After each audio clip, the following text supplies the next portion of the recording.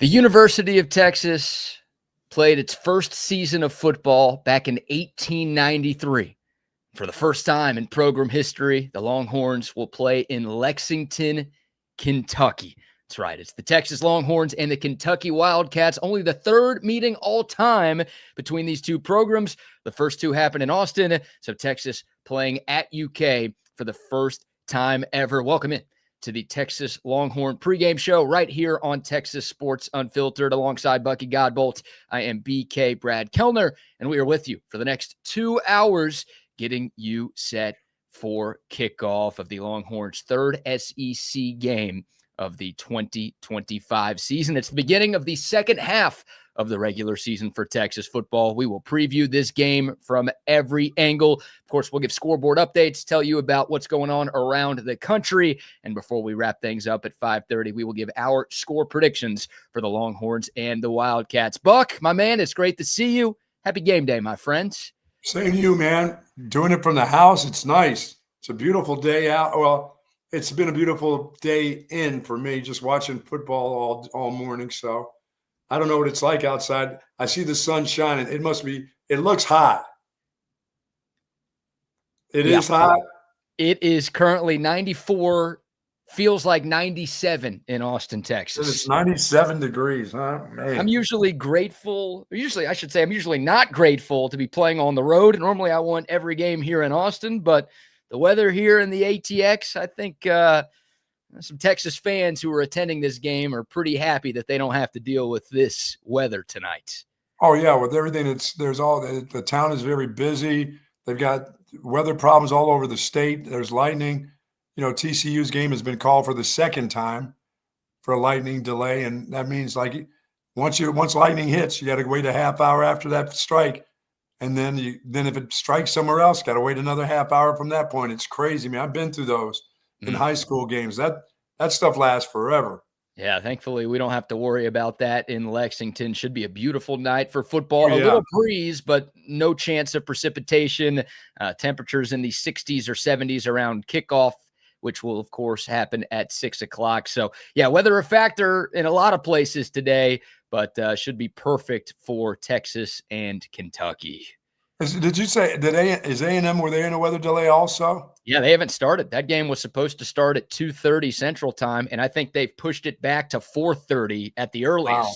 So they didn't even start yet. They knew whether it was a problem in Fayetteville, and they've already delayed it 2 hours, and we'll see what happens there. But, yeah, that's a storyline around the country. But, again, should be all good for the Horns and the Cats. Great. So Texas is currently a 12.5-point favorite. Kentucky just 2-3 on the season, 0-3 in the SEC right now. Expected to be one of the worst teams in the conference going into the year. They have been so far through the first half of the season. And, of course, the Longhorns coming off their most complete game of the year, that 23-6 victory over Oklahoma in the Red River Shootout just 7 days ago. Buck, I think it's pretty obvious. I think every Longhorn fan wants to see Texas pick up right where they left off. That second half at the Cotton Bowl, probably the best half of football we've seen from the Horns all year. Hopefully that can carry over tonight. Yeah, I don't understand why it wouldn't. I think this is a team that this part of the season should know everything about themselves. They know what the injury list looks like. They know the things that they can do and what they can't do. They know that the offensive line is going to be a problem for the remainder of the season. So piecemeal this thing as much as you can and find some type of offense that's going to work for you from this point on in the SEC.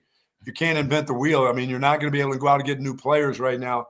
You got the players that you have. You're going to have to put them in spots, and you're going to have to put them in spots where they can succeed. And that's for just about, I think, BK, everybody on this offense. The defense, you know, they got back to normal last week. So expectations are for the remainder of the season, if they are healthy, they should be pretty good. Offensively, it's week to week, my friend. It just feels that way.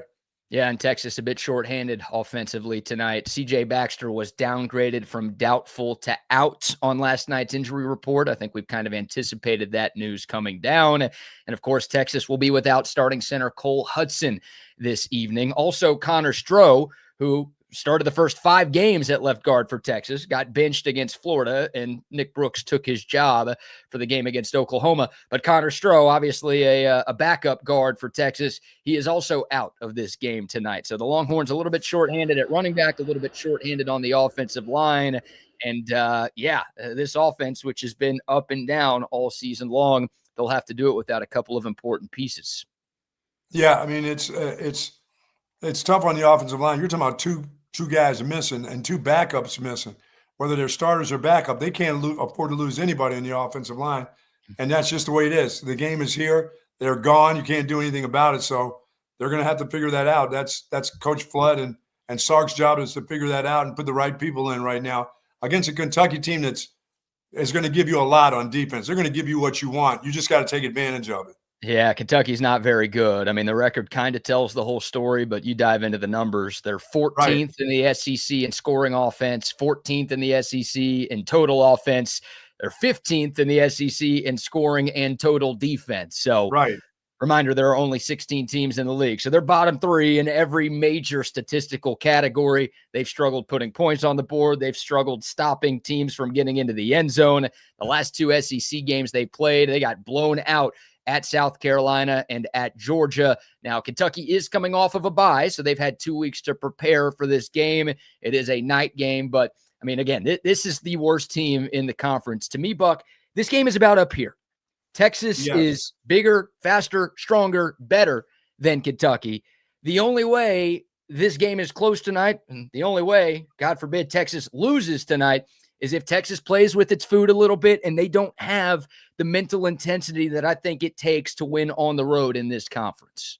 Yeah, I mean, they have to do a lot of things wrong tonight in order to lose this game, but they can look pretty silly winning this game too. And you don't want to do that going into the games that they have coming up, as we saw what Vanderbilt did today. So they're legit, they're for real, but you can't go in there limping against the rest of the schedule that Texas has right now. You can't limp into the second half of the season here. You need to be going. You need to start getting better week by week. And this is another great opportunity to get better, I believe. Well, this is not a team, Buck. There have been some Texas teams, maybe the last 2 years could fit this mold, where you could just waltz in against a team like Kentucky and you could just beat them. Like, you didn't have to have. You're going to beat them by 21, yes. Yeah, like you didn't have to play well. You didn't have to bring it. Like, you were just good enough to where, all right, you could go and beat a team like this without any problems. I just don't think this Texas team is that good to where they think they could literally just waltz into any place on the road in this conference and expect to win. They've got to show up. They got to have that intensity. They've played 2 road games this year. They're 0-2. I don't think they've had enough intensity in the true road games that they've played this year. They can't just be lackadaisical and expect to win. They've got to take it to Kentucky. Well, no, they're not good enough to do that. They're not good enough to take it. They can't take a weekend off. They have to be trying to get better. And I know every team tries to get better, but this group truly has to get better by the week because that's how they play. They don't have enough wins. Like you said, when they go on the road, there's nothing to tell you that they're that good on the road. So this is an opportunity to play a team that you are better than and just get rid of them early. Come out with a very fast start. They've been very slow starters. The quarterback, the whole team. It's not just the quarterback that I thought it was. It's everybody on this team. They start out slow. They finish okay in a lot of games. We always talk about the fight that they have at the end of the game. Well, I don't give a rat's ass about the fight. I care about the win. So start fast and finish fast. That's the key for it today. This is the part of your schedule where every game means so much, and you can't let a team like this screw with you. You really can't. There's no reason for you to play with your food in this game. Yeah, and Texas has played 3 games against power opponents so far this season. They have trailed first in all 3 games. Right. So, look, they did win against Oklahoma last week. They got down 3-0. They were able to bounce back and obviously pulled away against the Sooners in the second half. But, yeah, they went down early in Columbus. They went down 10-0 early in the Swamp. And even last week, they were down early on. So it would be nice to throw the first punch. We make the boxing metaphor a lot. It would be nice to win the first round. You're right. It's not just Arch Manning. It's the run game. It's the penalties. And even the defense, for as good as they've been this year, they've also been a little sluggish out of the gate. So it's a similar conversation, Buck, to the one we had 2 weeks ago when Texas was playing at Florida. that Kentucky crowd, it's a sellout crowd. They're going to be loud early on, but man, basketball season's right around the corner. It's 2 weeks away. And like Florida, they've got a coach that might not survive the season. And I think the majority of that fan base is ready for a change at the top. So if you throw the first few punches, you go up a couple of scores early, you take the crowd out of that game, that crowd might be rooting for Texas because that means Mark Stoops might get fired a little earlier if Texas blows them out tonight. Yeah, but, I mean, you just roll, you just keep rolling. You let things that are happening to you good from last week continue to happen good. You don't change. You just keep on the move there. You don't say, well, we're regrouping because now we're playing Kentucky. No, not regrouping. You're just getting better this week. And you should do it a little bit better than you actually did it last week because this group isn't as good as the group you played against last week. Now, they didn't play for shit last week, but they're athletically, they're not as good as what we saw from Oklahoma, as Oklahoma, is throttling South Carolina. I mean, really. I mean, that's the group that group didn't show up last week. Your group showed up, so you need to continue on a crescendo right now. You really should. Well, yeah. And look, Texas had the chance against Florida to take the crowd out of the game, and they didn't do it. Absolutely. They did not do it. And that's the hope is, tonight looks a slow start will do that for that crowd, too. You get off to a slow, sloppy start. You get a couple punts on a couple series. They think they're in the game. Yeah. That's not a good recipe for, especially this Texas offense that has so many missing pieces right now. Yeah, like you said, you just want it to be a continuation of last week because Texas, without question, played its best half of football against a power opponent. Here's Steve Sarkeesian. We got plenty of sound from the head coach coming up throughout today's show. Sark's opening statement back on Monday talking about tonight's matchup against Big Blue. The Kentucky Wildcats, Mark Stoops, ton of respect for Coach Stoops and the job that he's done, not only at Kentucky for 13 years, but his job as a defensive coordinator at Arizona with his brother Mike. I've gone against these guys for a long time. They've got a real style in how they want to play the game. They want to play great defense. They want to minimize the explosive plays. They want to run the football and then create explosives off of the run game. And they do a very good job of that. They've played very good defense all year. They run the football really well. And as we know, playing on the road in the SEC at night, it's going to be a tough environment. And so we've got to buckle up. We got to be ready to go.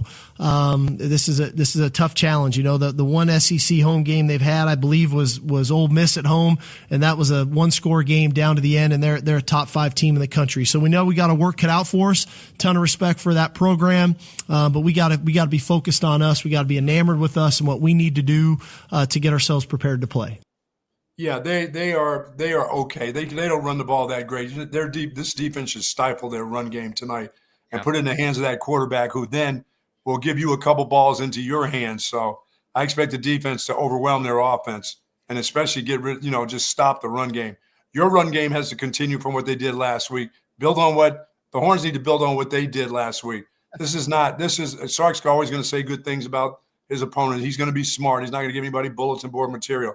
But this group isn't that good, and you should treat them that way when you're on the field with them. Yeah, I mean, respect them until the first snap starts, and then start disrespecting them throughout 4 quarters. That's exactly what you need to do. I like that mindset right there. And yeah, look, Texas last week against Oklahoma ran for 138 yards. They held Oklahoma to 48 yards rushing. Yes. They won on the lines of scrimmage. And like you said, Oklahoma's a much better team than Kentucky is. So you got to show up with that same mindset. And again, I keep referencing the Florida game. I'm sorry to bring up a bad memory, but why Florida was able to go up early, why they were able to kind of control that game is they established their run game in the first quarter. They ran for nearly 100 yards in the first quarter against Texas. That's what Kentucky wants to do. I mean, Sark just said it right there. That's like Mark Stoops is a defensive-minded head coach. He's not trying to play shootouts. He's trying to muck it up and win a rock fight. So they want to run the ball, screen passes, keep it short. They want to establish the game. They want to limit possessions, and they want to win the time of possession battle. So, like you said, Buck, if you're able to contain the Kentucky running game the way you contain OU's running game, then you should be perfectly fine tonight. Yeah, you need to take your shots down the field offensively. If they're going to give you opportunities, you need to take advantage of those opportunities. You don't have to dink and dunk this team. You can throw the ball down the field. You should be able to protect against this group. Yeah, they've got they've got an okay defensive line. It's not like it was last year with a bunch of those NFL type of guys. But you can throw the ball. You should be able to protect the quarterback, throw the ball, do the same things you did last week without having to veer away from, oh, no, now all of a sudden we're scared of Kentucky. We played Oklahoma, but we're really afraid of the defensive line in Kentucky. That shouldn't happen. That's going to be on you. That's depending on what kind of start you go, or if you turn the ball over, if you give them opportunities. But I think your defense is going to give you opportunities tonight, and your offense really has to take advantage of that. Well, hold on. Let's go back to the offense here, because I want to figure out if what we saw last week is going to be the identity of this offense going forward, right? The short passing game, the simple inside-outside zone runs, like that's what they did. It was a 180-degree game plan change from the Florida game.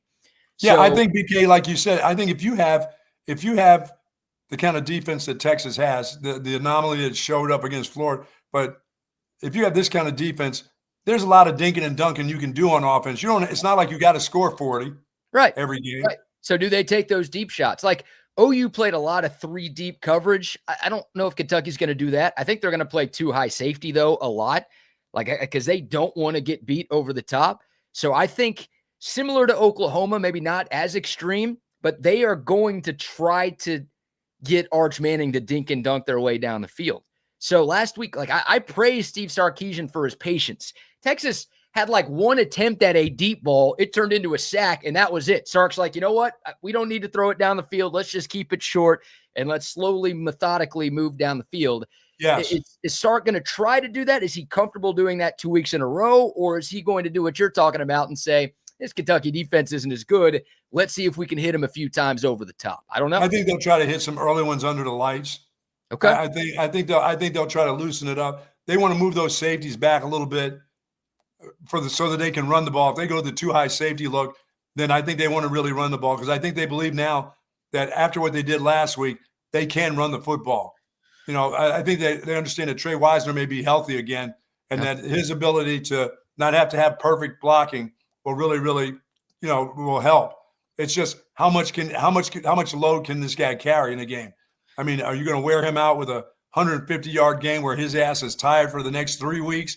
I mean, it's not just about him, because if he gets – you can't overwhelm this guy. It'd be nice to have him run for 110, 120. That'd be a great night, and get him out of there and get somebody else running around. But I don't think you can make this – you can't ride this horse right now, because I don't think he's all the way back. He looked good last week, but I'd be very careful how I rode this pony tonight. Yeah, he had 27 touches against OU, 22 carries and 5 receptions. And he had to win that game last week. He had to do that last week. Oh, yeah. I don't know if you have to do that this week. I think you give some other guys some opportunities in this game. I don't know. Who the hell's still around?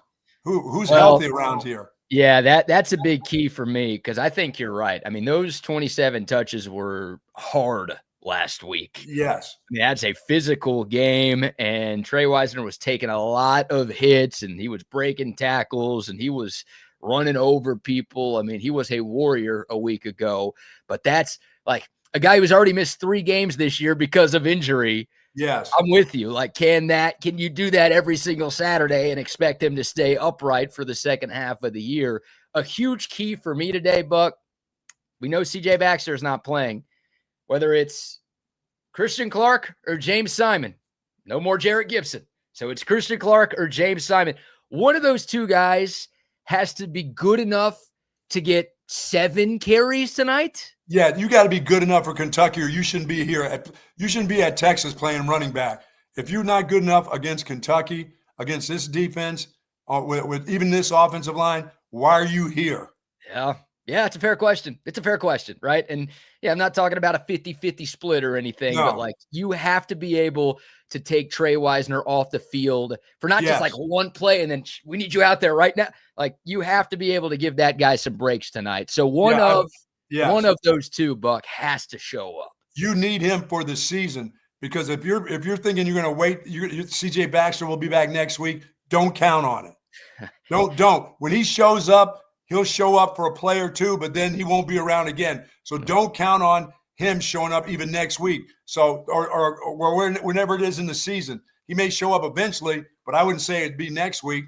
I wouldn't know when he was. And if he is showing up, how long he's going to be in there? Yeah. That's the thing. So you can't wear – this is a dude right now that you can't afford to wear out. You really can't. Agreed. And look, Chad Scott in his first year as the running backs coach at Texas, jury's still out on him, but like he has to find a way. And I know the last game was 7 days ago, but this week should have been all about, hey, who is my number 2 guy? Who can I coach up to where we can rely on a guy to get 7-8 carries tonight and keep number going. 2, you're going to be like number 1 tonight, because I'm not going to wear my dude. I'm not going to wear my dude out right here. I can't do it. Yeah. I mean, this is the worst team that you have remaining, right? Right.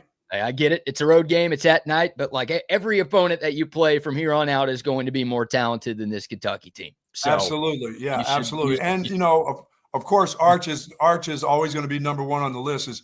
He's got to have a fast start. To see him get to a fast start is going to help out everybody. And that's either, I don't care what it is. I don't care if it's throwing a screen ball, tossing a ball to jack injuries for more than a yard a catch, but he has to start fast too. So for the head coach, you need to get that dude off to a fast start too. Yeah. I think your run game will get off to a fast start. I think your defense will get your quarterback going, and be careful with your running back tonight. The ugly stats, I think we talked about this on our show Thursday morning. You look at Texas's first 3 offensive possessions against Ohio State, Florida, and Oklahoma, right? The 3 power teams that they've played. They've scored a total of 7 points. So 9 drives combined in those 3 games, they've scored 1 time on them. They've averaged less than 4 yards a play, and they've averaged less than 3 yards a carry.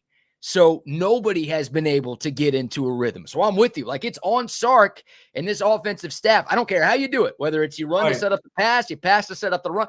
You have to start a little quicker instead of playing behind the chains and just bringing out Jack Bomeister after 3 plays pretty much every single time you start a game. That's 3 and out. No, none of that stuff. No. I think they're 1 of 10 on 3rd down in those possessions too. So it's like they are doing nothing right early in games.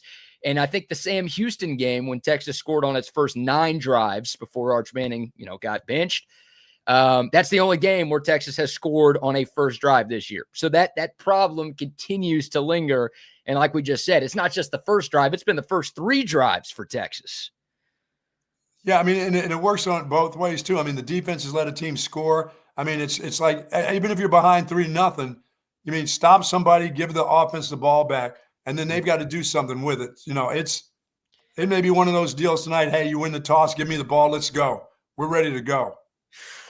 Yeah, I may do that. I may take that chance against Kentucky. Give us the ball. We'll take the ball. We won the toss. We want the ball. We want our offense. We want Arch Manning and this offense out there immediately and get up and get cranking here. If I had more faith that they could actually get cranking here, then I would agree with you. But you rather see that defense get out there and get an interception off the bat, huh? I think the defense may be more likely to score than the offense on the first drive of the game. Yeah, tonight. That's scary. That's where I'm at right now. So back to Arch Manning, though. Obviously, he's a huge topic of conversation. And, man, Arch Manning was so good against Oklahoma. Like, it feels like not a lot of people have been talking about him this week, which kind of sad. That's what media is nowadays. It's like when Arch has a bad game, everyone and their mother has to be dunking on him. Arch plays a great game against Oklahoma, and it's like crickets from the national media out there. But Arch obviously was incredible against OU, 21 of 27, 166 yards, 1 touchdown, 11 of 12 passing on 3rd down, Buck. Like, situationally, he was great. Obviously, 0 turnovers, 0 turnover-worthy plays. Like, that's the version of Arch Manning that needs to show up, where he's smart with the football and he makes big plays in big spots. Absolutely, yeah. I mean, the stars, the guys who are supposed to be stars, have to be stars now. They just do. It's the second part of the season. You're done with your preseason games. Those 3 that they played that they didn't look like they got it. They just went kind of through the motions and they knew they could beat those teams. But now it's the real thing. And so, as I said, it's not only do you play these games, you have to get better in these games, because from week to week, the teams that you play against will get better. As you said, you'll have the Kentuckys, but things start to ratchet up again after that. The team after that will be better than the team after that. It's just the way this conference goes now. Yeah. And I think Arch has gotten better these last 3 games. Well, I do. I agree with that. I would, whatever it was that last week that got him going, and there's nothing like a nice run game that'll help out a quarterback for sure. Oh, no doubt. No doubt about that. And that's like, I know we're flip-flopping back and forth between Arch and the run game, but look, it's all part of the Texas offense.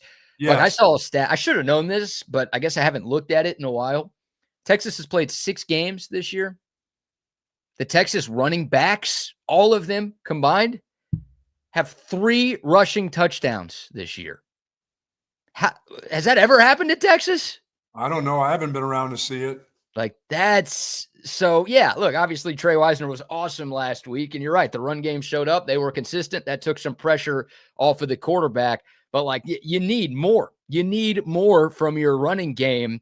And again, you're a bit shorthanded up front. You don't have CJ Baxter, but against a run defense that can be had, you need those guys to help your quarterback out. Because I thought Arch Manning was Texas's best offensive player against Florida, and he made some mistakes. He threw a couple of picks. He missed some guys. Like he played far from a perfect game in the swamp.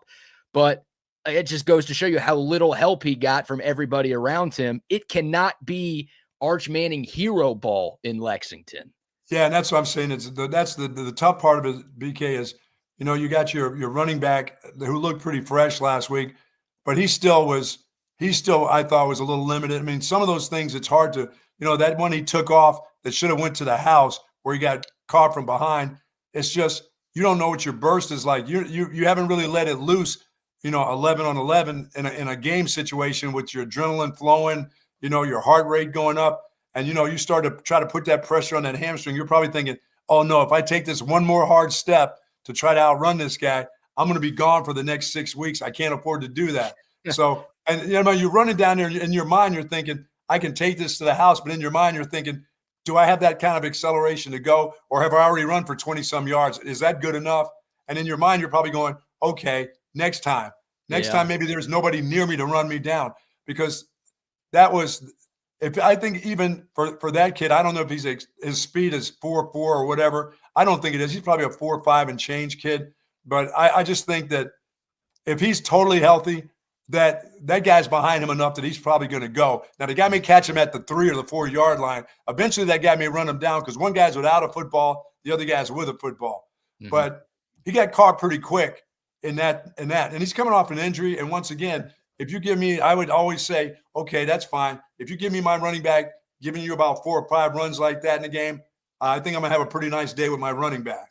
Well, that was by far and away Texas's best running back run of the season, that 37-yard Trey Wisner scamper that you're talking about. And, yeah, look, you want to average 4 or 5 yards a tote, of course. That consistent ground game, it's death by 1,000 cuts, right? It can wear a defense down. But if you have the ability to just hand it off and then all of a sudden everyone's chasing your tailback, that's an element to this offense that we haven't seen. And I don't know if we will see it this year. I don't think right now, and maybe we'll find out tonight. Maybe that burst is really kind of back. Maybe once again, there's another week of him healing up. But all I know is at the end of that game, I saw him get hit low and he was limping up. I know he didn't say anything about it because he's not going to say very much. I mean, smart running back's not going to tell you, yeah, that hurt a little bit. Yeah. They're just going to go and say, can't wait till next week. But, I mean, he had 2 guys on his back going down, and the guy came from the secondary and got him low. And he came up, and he was kind of limping. I'm thinking, shit, that had to hurt. And that didn't seem like a hamstring. That seemed like that was down in that shin and that knee area. So, I mean, it's the next guy up. I mean, the next guy at the running back position here should be having a great game against this group that they're playing against. That guy should come out of the closet and be somebody – okay, now he's the best that we have next to a guy that's pretty damn good. I think that's what you do now. You find out who is your next best running back, because I'm truly not CJ Baxter. When, where, how? I don't know. Who's coming out of the closet today? I mean, your next running back has to be the guy. You know what I mean? He's got to be that next running back. And if it's that freshman, let that dude play. Are you breaking some news here that someone is about to let that young freshman with a little bit of a twitch, let that guy go. You don't have a choice. It's either the true freshman, James Simon, or the redshirt freshman who didn't play at all in his true freshman year, Christian Clark. Like one of those two guys. I think Simon has looked better. Sounds like you do too. Yes. So, yeah, whoever, like Simon got 3 carries against OU, and I think Clark got 1. I don't know how much stock you can put into that. 1 game, whatever. Both of those guys were on the bench. But like one of those two guys, I'm with you. I think it should be Simon getting the first opportunity tonight. Maybe they can be that home run hitter in the backfield. Who knows? And does the coaching staff have the gonads on the road to put a kid who's been just coming onto the scene, this Terry kid? Do they put him in? Do they have a couple plays for him that he can run? Do you trust in him enough in an SEC game on the road? I don't know. That would be hard for me.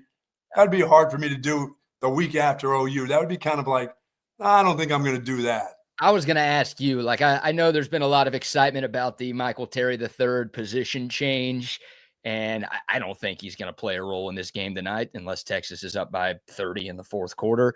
And you want to see what he's like, yeah. You know, we're talking about one of the top recruits in the country, part of the number 1 class that Texas signed. And, this running back room outside of Trey Wisner has left a lot to be desired. So I think fans are like, what else do we have? What else could we try? To me, that's like potential recipe for disaster. Hey, first carry, we're putting you in on a short yardage or a goal line situation because you're 240 pounds. Well, I'd be okay with him getting stuffed. I'd be worried he's going to lose the football. Well, if you're good enough, you're old enough. Yeah, yes, P. Diddy. I don't know if he's good enough. Like maybe he is. Nobody knows. Nobody knows. No. I don't trust that group until I see what they have. I've heard enough of that. This guy's this and that guy's that, and little rhino and all that other kind of crap is the best we've said. Now we all need to see for ourselves, I believe, now, than to trust everybody's word about, oh no, he's one of the best we've ever. No, I'm not going to buy that. I think he's the number 5 running back on the depth chart for Texas. No, tonight. And the number 5 running back doesn't generally get in on an away game in the SEC. Right. Could be wrong, but that's my thought right now. And again, if it happened, I'd like to see that big 6 foot, if he's 6'3" and 220 explode onto the scene. That'd be awesome. Shoot. Oh my God. What a weapon that could be. You got a running back at that size who looks like a natural at the position. Yes. That could help fix some of your running game issues that have plagued you so far this year. So, all right, taking a look at the Clean Cause YouTube comment line. How about our guy CB512? Delayed flight in the city of floor pissers. He's in New Orleans next to Aggies right now. That's a double disaster. Wow. Golly. And check the airplane. Check the floor in the bathroom in the airplane, too. Oh, boy. Yeah, no, just stay in your seat there, although someone might be pissing on the floor right next to you. Who knows? This is a good question that I don't know the answer to. So we talked about that A&M Arkansas game. That was on ESPN. It's going to kick off at 4:30. Texas Kentucky's on ESPN. So it was supposed to be, Aggies Hogs right into Horns Cats. I don't know what the TV plan is going to be now. It'll be somewhere where you can watch Texas, maybe ESPNU, maybe ESPN News. I'm not going to have to watch. Am I going to have to listen to Herbie? Please, no. No, Herbie's on the Georgia Ole Miss call right now. Yeah, thank you. He's not flying him and his dog anywhere. Oh, his dog is there. Speaking of floor pissers, his dog is peeing everywhere, I'm sure, in Athens. Jeez. But he will not be on the call for Texas. Kentucky isn't a good enough game for Herbie. Yeah, I wouldn't think so. Yeah, although you think Herbie should be calling like Texas State in the Fun Belt. That's absolutely Louisiana Monroe games. That's how you feel about Herbie. All right, Buck, how about a word for our friends at Clean Cause, who, of course, bring us the Clean Cause comments line. And, of course, we love the folks at Clean Cause that they give 50% of their profits back to rehab of folks that have rehab problems, whether it's drug rehab or alcohol rehab. They're giving 50% of their profits back and putting it right back in the community all over the state of Texas and now all over the nation. Clean Cause is starting to get their yerba mate drinks everywhere in the country, not only here, but everywhere. I love the folks at Clean Cause. They do great things for folks, and they've been doing it for a long, long time. And if you look in most stores around our area, you'll find the Clean Cause drinks, whether it's 7-Eleven, H-E-B, you name it. Bolero, you see them everywhere. And Clean Cause does a fantastic job. I'm glad that we're a part of what Clean Cause does because if they're giving their 50%, nobody's giving up 50%. And this group has been doing this for years. And I said they want to make a difference not only in the community, but around the world. Love the folks at Clean Cause. Yeah, most people give 0%. Yes, they just, here you go, take this, take that. This is what you get. Yeah, show me the money. And yeah, show me the money. Clean Cause making a big difference in our community. Love working with them. And yeah, shout out to them for bringing us the YouTube comments line. All right, Buck. Going back into this game, I want to take a quick look back at last year's matchup between Texas and Kentucky, a game here in Austin, a game that the Longhorns won 31-14. We talked about how good the run game was for Texas a week ago. Last year against these Kentucky Wildcats, the Longhorns had their best rushing output of the regular season, 251 rushing yards as a team. Trey Wisner, 26 carries for 158 yards. Jaden Blue, 15 carries for 96 yards. I mean, the Horns were able to run away literally from Kentucky. That's what you want to see. Also last year, defending the run, Kentucky, I think, had, let me see if I could find it here, 21 rushing yards as a team a year ago. That's how you that'll help you. That'll get you off to a fast start. Yeah, it will. And Texas's defense had 6 sacks and 11 TFLs against the Wildcats a year ago.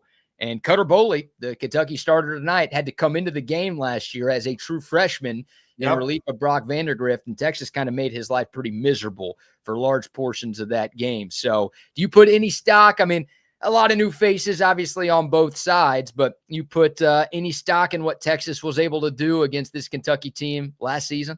They still pride themselves on having guys in the trenches that are pretty good. They had 3 decent down linemen there, but their linebackers are just pretty average.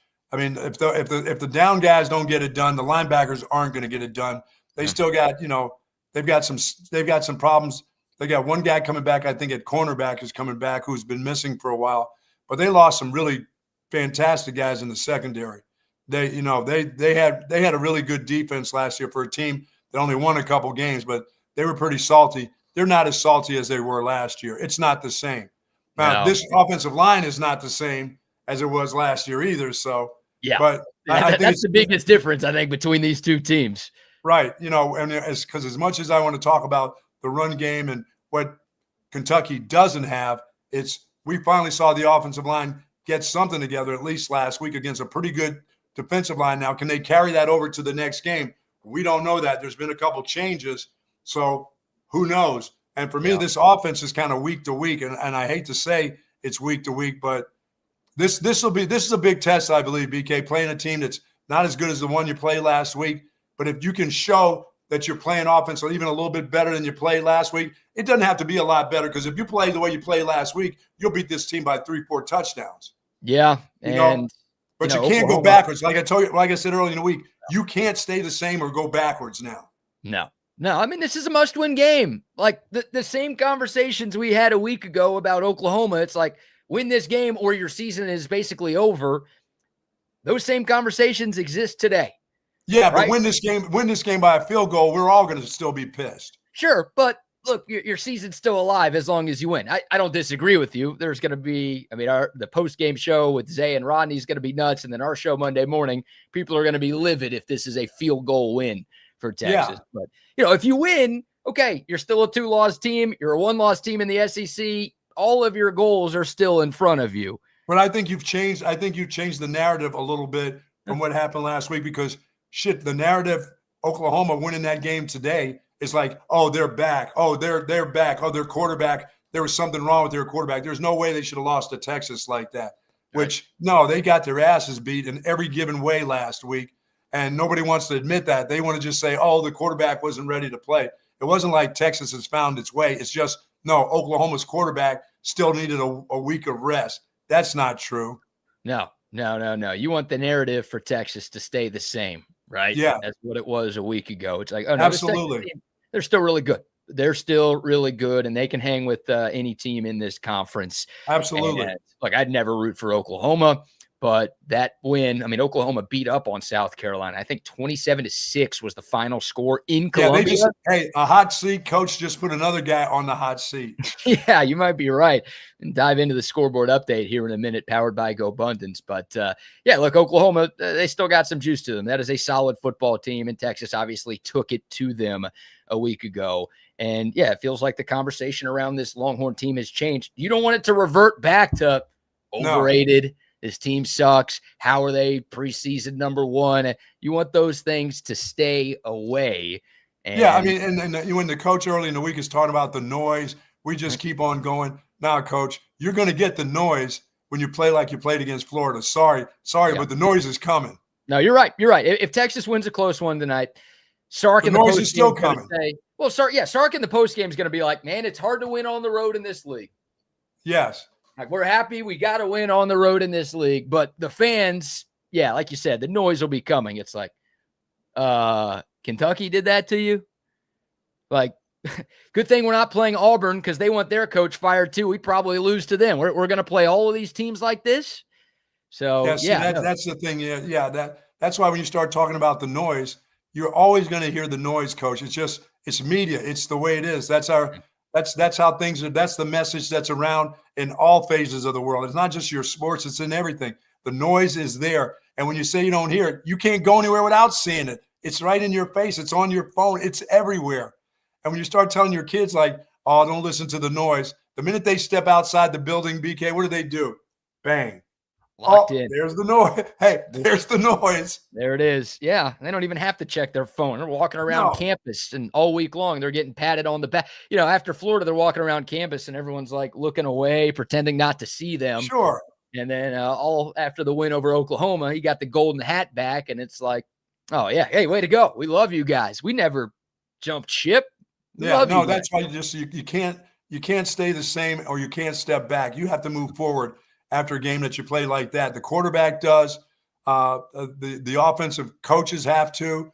They've got to find better ways to score more points. They got to start quicker. The head coach has got to get the defensive coordinator and the everybody on defense to start faster. And the same with the offense. He's got to do this. He's got to do what's going to get this offense cranking immediately in quarter number one, not before halftime when you score 7 or 10 points. No, you got to get it done in that first drive or that second drive.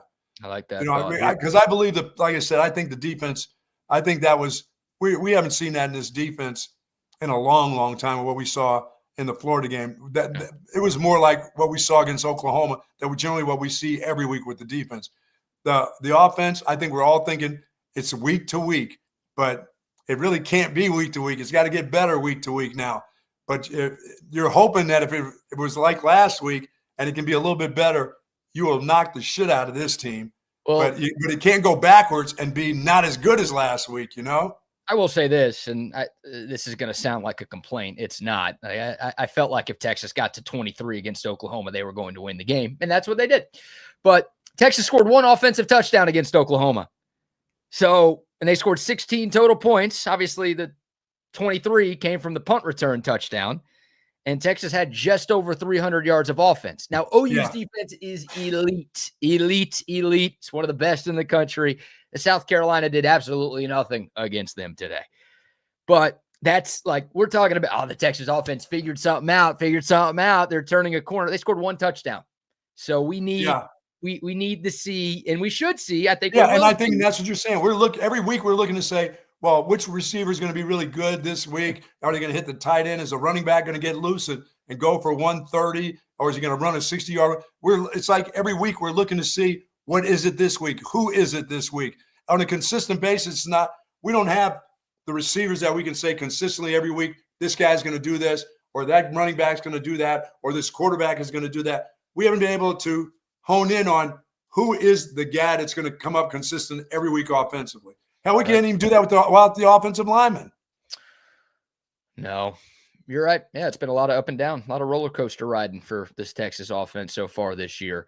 But the signs of what we saw last week are good signs, though. I mean, that was getting cranked up, and as you said, and that wasn't even a fast start. That was another slow start again.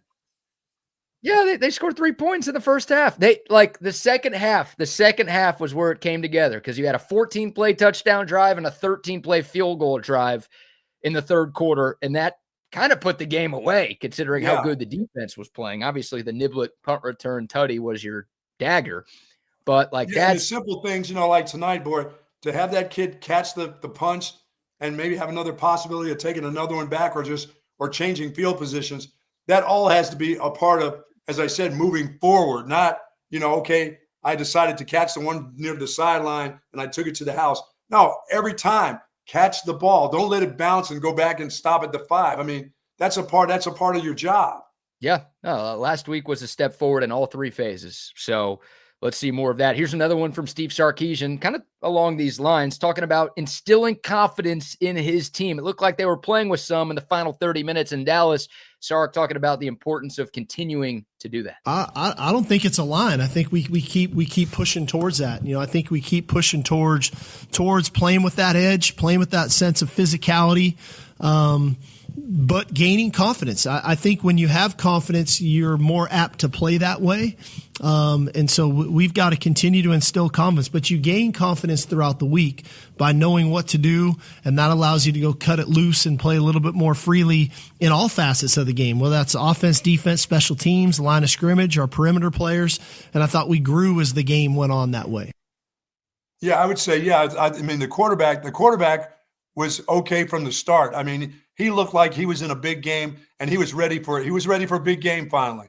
Yeah. Now, everything wasn't on him because you know why? Because he had guys he could turn the ball, hand it off to, and there the guy goes. He could dump it off to a guy who would shake and bake a guy and go down and he had a punt return that helped him.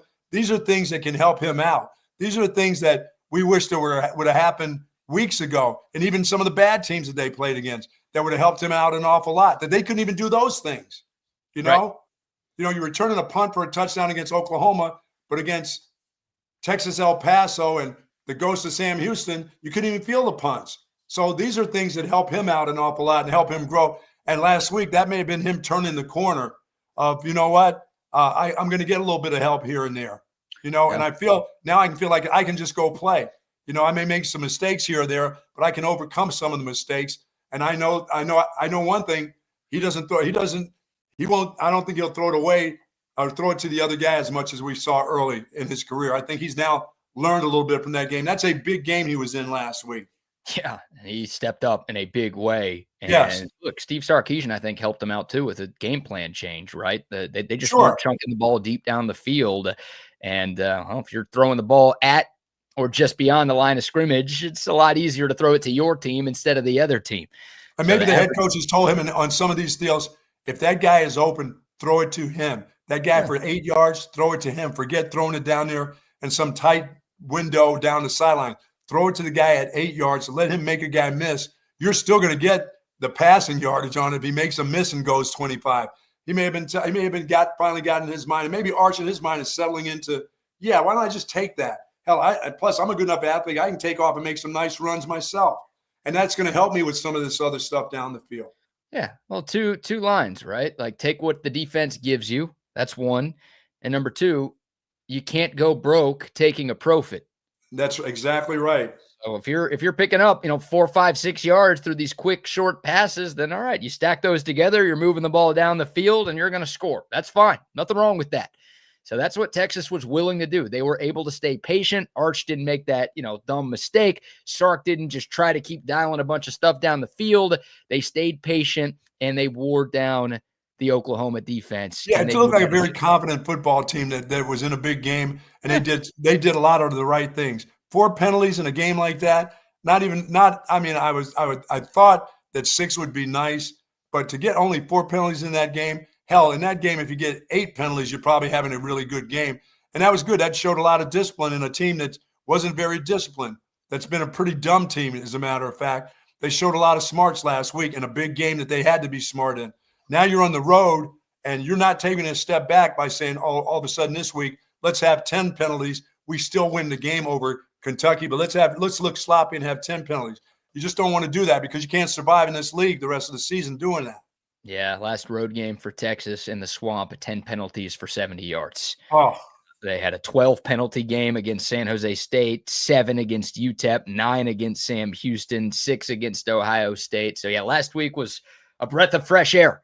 They look like a disciplined, button-up football team. They were smart against 0 turnovers. I think that goes into playing smart as well. And then, yeah, the lack of penalties. And that's what I said. I mean, instead of Sark telling me about the noise, we shut out the noise. I wouldn't be afraid of telling people that, you know what our team is? We were a lot smarter this week. Do you know we only had 4 penalties? Tell us that, Coach. Come on Monday and say, we only had 4 penalties. Can you believe how smart my football team played? We're not a bunch of dopes like BK keeps telling us we are. Like BK? No, that Brad Kellner's telling us we're dumb every week with all these penalties. Look how smart we are. That's what the coach says. You don't need to tell us about the noise. Tell us about what your team did and how that's going to remain. That's going to be a part of our DNA from this point on. That would be nice. Don't be blaming me for what you said, all right? Oh, really? Don't be throwing your lines on me. I got a reputation to uphold, man. I can't have this stuff out there. You don't want them to be that smart anyway. No, I would like for them to be a lot smarter than they have been. Yes, sure. And they were last week. That was awesome. That was one of the things, all of the great things that happened in that game. People don't understand when you've coached the game, how important that is. When you look at that part of the stats and you say, we only have 4 penalties in this whole game, in a rivalry game, with the physicality of that game and people in your face, and at any given time you want to punch somebody right in the nuts. I mean, it's like, and we did this. Yeah. Well, I think we all saw it, like, within the game. Other games, what's wrong with us? We all saw it within the game, right? I mean, Texas, the first 3 drives on offense, Texas only moved the ball 40 yards. They had 3 accepted penalties on offense. They just kept going backwards. And then no accepted penalties on the offense in the final 3 quarters. All of a sudden, my God, we're moving the ball. We're picking up first downs. We're scoring. This is great. Sark actually did talk about this a little bit on Monday, to your point. Talked about, like, the importance of staying ahead of the chains on the offensive side of the ball. Here's what he said. I think so. You know, I think that was probably what was so frustrating early in the game, was like we were doing it to ourselves. You know, we were causing it to ourselves. Even on the 3rd drive, we're 1st and 10 on the 22-yard line going in. We get a holding penalty. I think we throw a screen to Wisner that loses yards. We throw something else and we lose. It's like, guys, can we just execute a little bit and move forward? And then 3rd and 6 is a heck of a lot better than 3rd and 12 or 3rd and 23 or 3rd and whatever.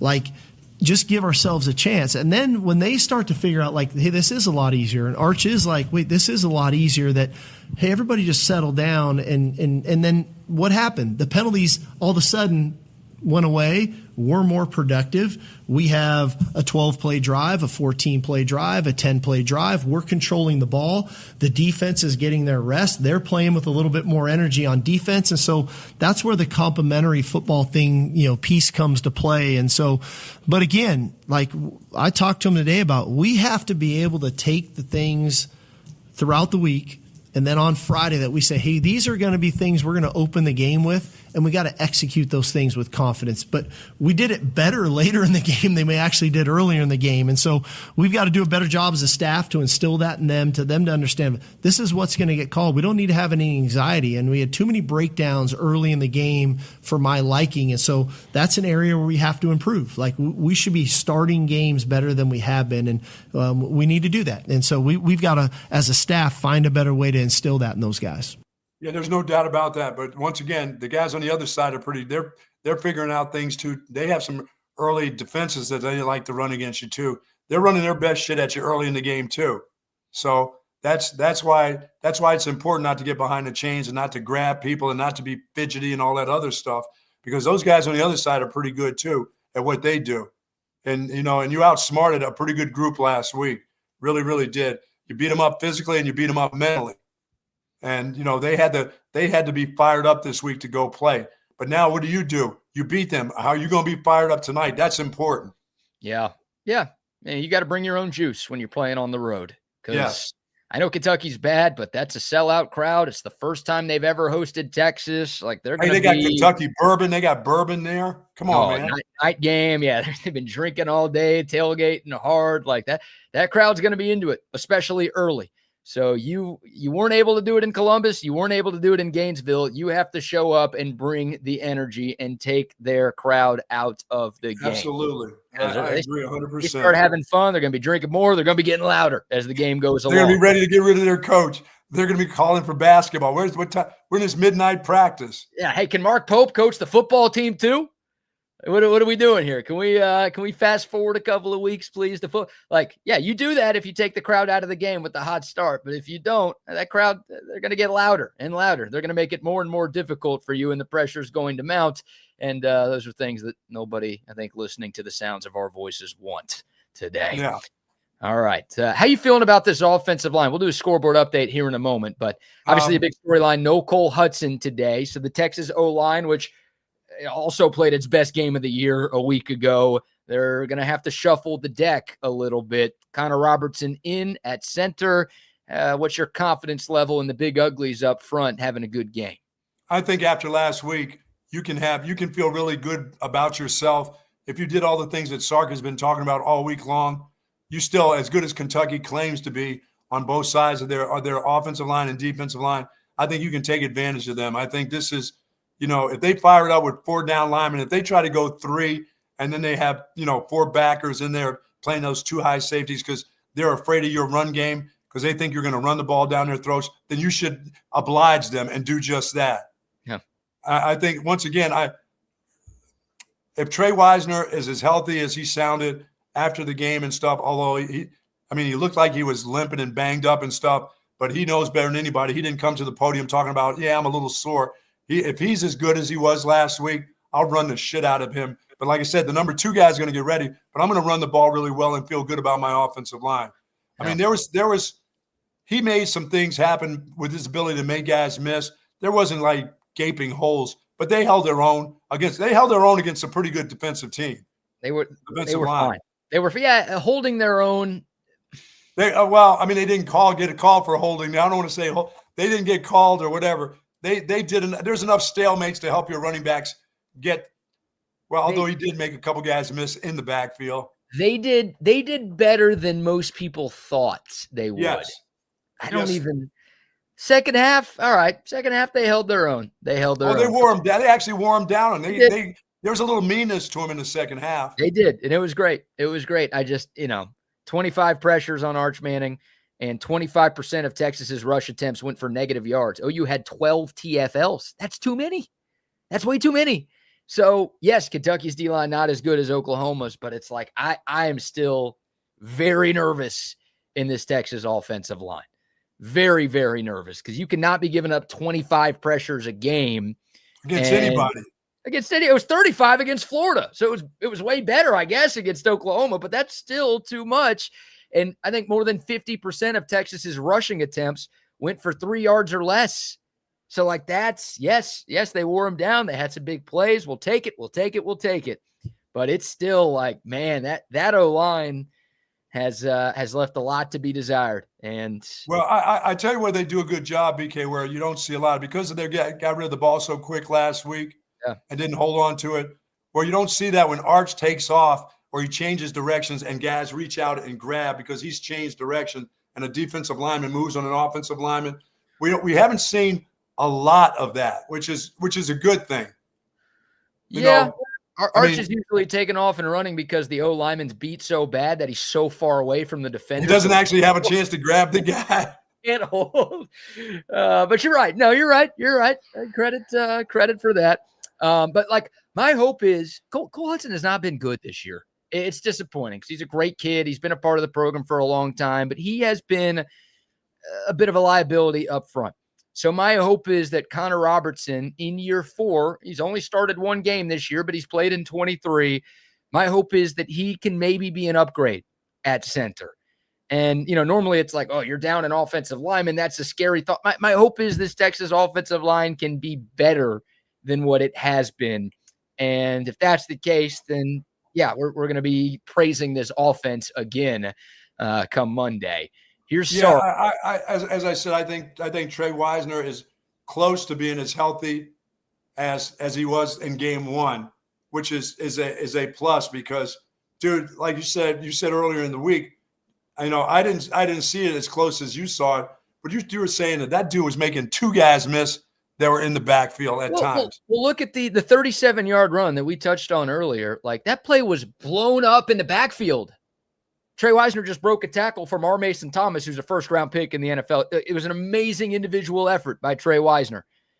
Like, there's not those running lanes. There's not those holes that you're talking about.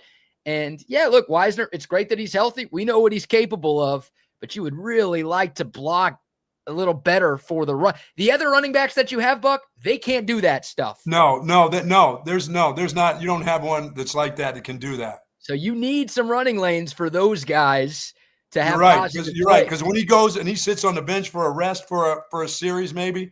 Yeah. You can't have those guys go 3 and out because they're in there, and that's not going to happen for them. You're right. You're absolutely right.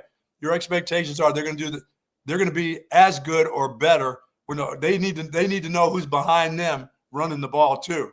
Agreed. Here's Sark talking about Connor Robertson, right? This is from Thursday after the news that Cole Hudson was going to miss the game came out. Here's Sark talking about his confidence in tonight's starting center. Connor is a guy that, again, he stepped in the Red River rivalry, I think first series of the game that year as a younger player. Has a start already under his belt this season. I think one thing that Connor has is he's got really good rapport with Arch. They're very close, and I think there's some connectivity there, which is important, the quarterback and the center. He's been in the system, so there's not a look or a call that he can't make to get everybody on the same page. So when you talk about continuity, it's not like we're throwing a new guy in there at center. This guy's been in the program. He's been in the system. He knows all the calls. So we're very comfortable with him that way. Cole's it's not some season-ending injury, but it is an injury. He'll be out. Hopefully, he'll be back sooner rather than later. Time will tell. We have another player on the team who has a very similar injury who bounced back probably quicker than we anticipated. So hopefully he's not out very long. Yeah, I mean, you have to have a liking for your center when you got your hands up under his nuts for a long period, a couple hours during the course of a game. You got to be in touch with him. You have to be good friends. You know what I'm saying? You can't not be friendly with a guy who's got his hand up underneath right there, for 4 quarters of a football game. Yeah, that's no fun. You got to like that. You got to like that person. Hey, we're going from the shotgun, Coach. I don't like the center. Oh, yeah, really. I ain't putting my hands on his I don't like that. No. Yeah, I mean, he's been in games. This isn't anything new to him. And as you said, at Texas, it always seems like over the last couple of years, everybody's trying to get rid of the center, get a better center. Yeah. And do we still miss Jake Majors? Hell yeah. Yeah. Maybe that's what Cole Hudson is. Maybe I'm dunking on him too much, and he's way better than Connor Robertson. But I haven't seen it from Cole Hudson. I thought he was Texas's worst O-lineman against Oklahoma. Well, I think he has his hand full when there's a guy over him. Yeah. Much less like the other guy, Jake Majors, who could help you out a little bit. Help out the guard over there. Maybe I'll come over there. There's nobody over my face. You look like the guy that needs the help. Now, when somebody's over his face, it's like, I can't help you over there. I got enough right here in my face, What do I do? Yeah. What do I do? I got a guy right here over me.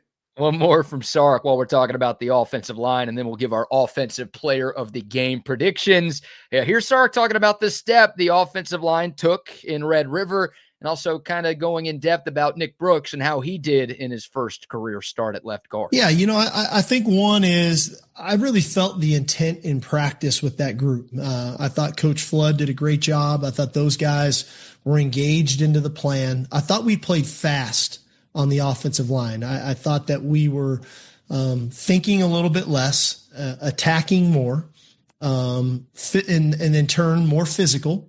And when you can do those things, then you can build some confidence and you can grow. I think the second thing in the game that I was impressed with was we knew OU had a very good defensive front, and they made their plays too. It's not like every run was a great, blocked perfectly, and every drop back pass was blocked perfectly. But what we did was show some mental toughness and some resolve to move on to the next play and not let the previous play harbor And I think Nick is indicative of that. I felt like against Florida, he got a little overwhelmed at times with one play led into the next and the next and the next. I thought in OU week, he practiced well. And maybe when the play wasn't perfect, he got on to the next play. He has a false start early in that game, and understandable. First career start, Red River rivalry, he has a false start. I don't think he let that negative play linger. He was able to move on, and that's a good sign for us that we're able to kind of recalibrate and give the next play the credit it deserves and focus on. Yeah, when you play fast, it makes you confident. Even when you're movement, you see people that make a mistake and they make it in slow motion. Their heads are down and, oh, shit, is it going to happen to me on the next play? But when a guy's going full out and he makes a mistake, you're excited. You even at practice, you're excited about that guy. You're not loafing around and making a mistake. You're moving at a fast pace. And for football players, that's important. No coach wants to see his guy make mistakes and loaf at doing it, and then you're not confident. You make a mistake and you're going full speed. Maybe next time you'll get a piece of that dude, Maybe the next time you'll take the right step. So and I think you saw those guys start to feel good about themselves in the second half of that Oklahoma game. They actually wore that group down from Oklahoma, and they kept bringing in substitutes for the guys who were pretty good at Oklahoma. They wore them down too. So they felt pretty confident about the way they were playing. So they were playing at a really quick pace. They got to do that again tonight because, as you said, this group from Kentucky will be all juiced up. They'll be all excited under the lights. Their fans will sell out. Texas is in town. They're going to play at a fast pace. But let them be the ones that make the mistake. Let them make the mistakes at a fast pace while you're calm about what you're doing, but you're still doing it. You did it like you did last week, but you don't want to get there's that fine line between being overwound up. You know what I mean? Mm-hmm. And make a mistake and just.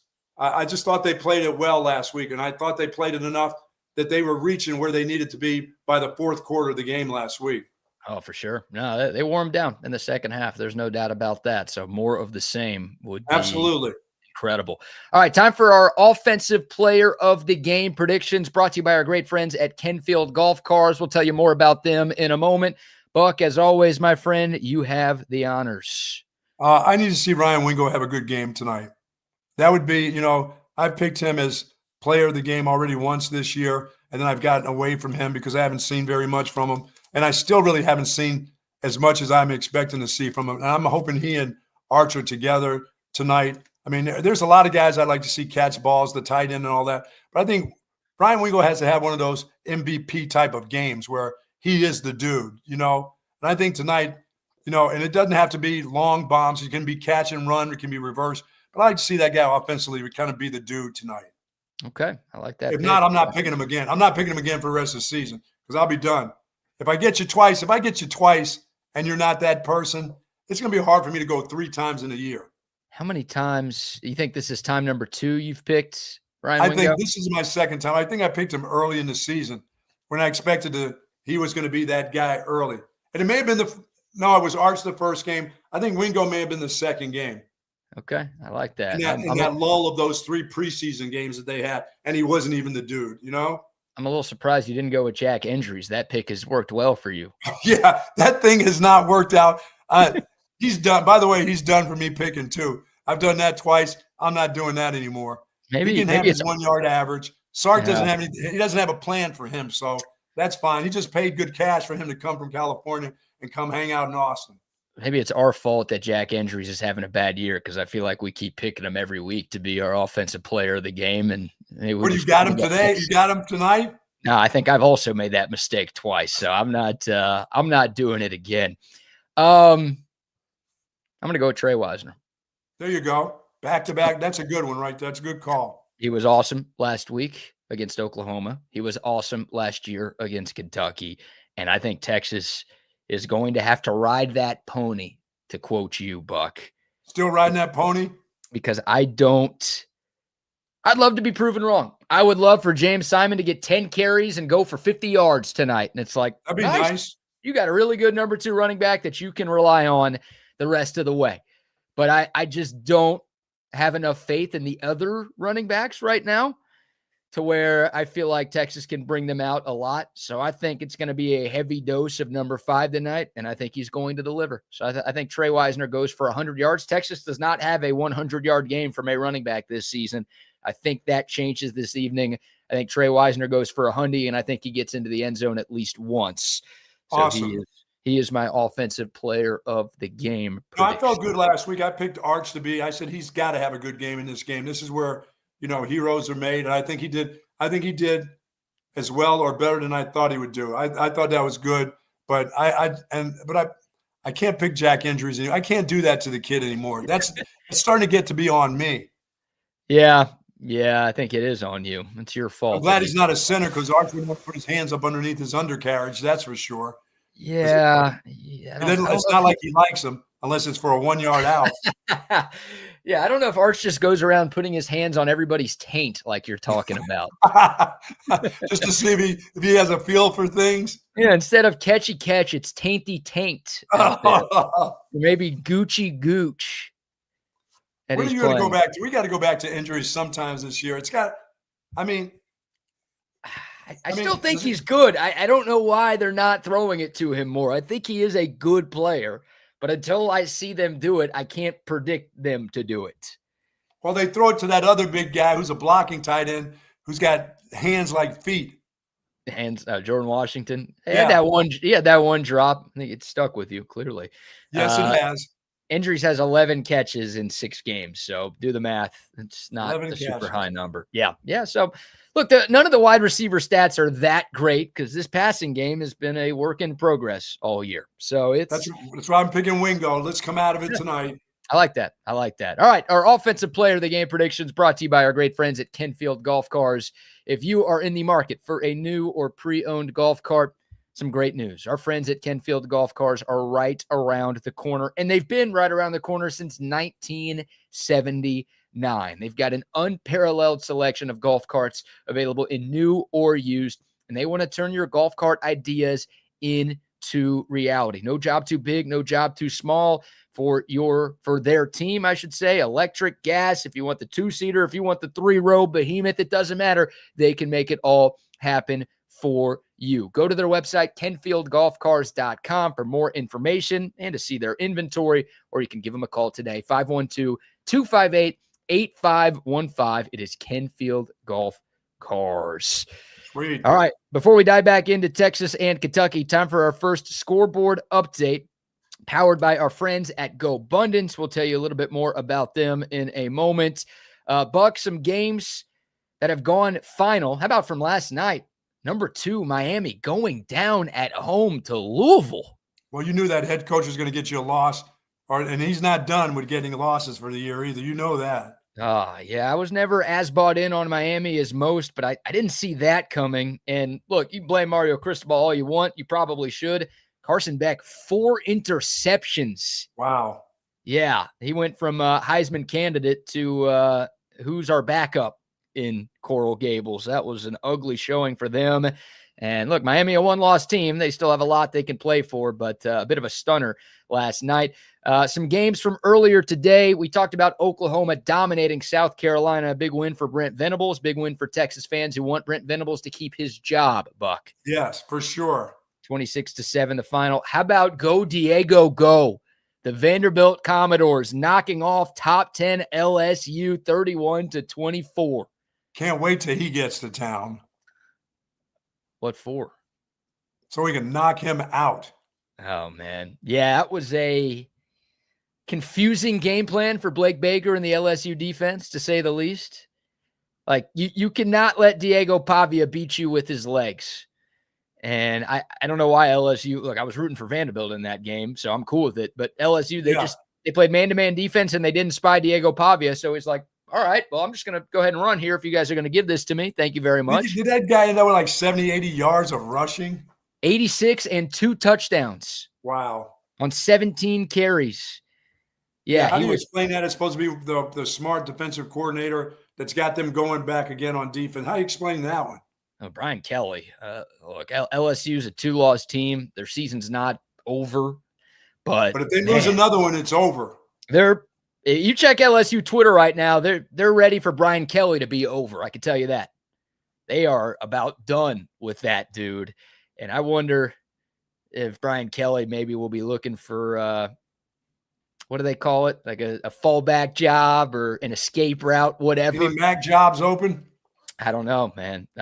Mac jobs open. He's going to go fishing with James Franklin. Yeah, he wonders if Penn State will hire him. Speaking of James Franklin, I don't know if Penn State wants any part of that either. No. But obviously a huge win for Vanderbilt, and Vandy at 6-1. They're in the college football playoff hunt right now, believe it or not. What a game going on in Athens. 10 minutes to go in the third quarter. Ole Miss 28, Georgia 26. Defense optional in that top 10 tilt between the hedges. You've got Ohio State 20-0 over Wisconsin. Indiana 28-10 over Michigan State. Texas Tech, your Mark U. They are down at halftime in Tempe against Arizona State, 9-7. Defensive struggle so far there. And then Arkansas drawing first blood, a 3-0 lead against Texas A&M midway through the first quarter there. That game was rain delayed 2 hours. Wow. Any thoughts on any of those scores that I just ran through? How's Clemson doing right now? By the way, Florida up 13-7 against Mississippi State. There's your other SEC game in progress. SMU 16, Clemson 14, midway through quarter number 3. Yow, Dabo. Sounds like and looks like, based on your facial expression there, that your cousin has a lot riding on the Tigers today. Yeah, them in Boston College. Why did you do that? Because UConn's a basketball school, I thought. Well, Boston College is an ass school. Yeah, Bill O'Brien is coaching their football team. They need to go ahead and give a 70-year-old man a call. Bill O'Brien is an ass coach. Man. And 1-6, your BC Eagles. They lose at home by 2 touchdowns to UConn. Ugly. That's where James Franklin's going to end up. BC? Yeah. Be a huge get for you guys. It would be, wouldn't it? He ain't going that low, is he? Sure he would. That guy's going to need a gig, man. I saw the remarks of him saying, I can't wait to coach again. When did you start? What do you mean again? When did you start? What is James Franklin like? Why do all these coaches do this? James Franklin just got paid $50 million to leave. He should be taking his family on an all expenses paid vacation to a nice resort in Cancun. Why is he talking about coaching anything for a year? Instead, he's doing an interview on Game Day in Athens, Georgia. Go to Athens, Greece, coach. Don't go to Athens, Georgia. Yeah, why aren't you gone with why aren't you not even watching any football and out of the country somewhere? Just, enjoy this you can get back into coaching. They can't hire you right now. You do know that, right? You get a job he's out there trying to tell everybody how he can't wait to do it again. And I'm thinking, I got $50 million in the bank. There's a lot of things I want to do, but that's not one of them again. Like tomorrow. There's a lot of things I want to do and a lot of people I want to do too. Yeah. And it's not Reese Davis on Game Day. No, I'm not there to look at Uga. No, I mean, really. No. I'm all right on that deal. And Jelly Roll hanging out on College Game Day. My God. Thank you. So there you go. There's your first scoreboard update. We might hit one more of those before we wrap things up at 5:30. But our scoreboard update's powered by Gobundance. Legends like Earl Campbell and Ricky Williams showed us what it means to run with power, play with hearts, and never quit. Texas football has always been about determination and pride. That same fire lives within Gobundance, where men push each other to stay hungry, stay humble, and achieve what others never thought could be possible. If you are ready to level up in business, your family, your health, and in life, Gobundance is your team. Join the tribe today at gobundance.com/TSU, GOBUNDANCE, gobundance.com/TSU. Gobundance. How about that? They're talking about Matt Rule of Penn State. Nice job by Matt Rule against Minnesota Friday night. Yeah. Nebraska, I enjoy how bad they are at football these days. I do too. I don't know why I enjoy that. Why aren't there certain teams you want, like Notre Dame, you want them to be good? It's good for college. Why is it not good for college football? Is it fun for college football when Nebraska just sucks?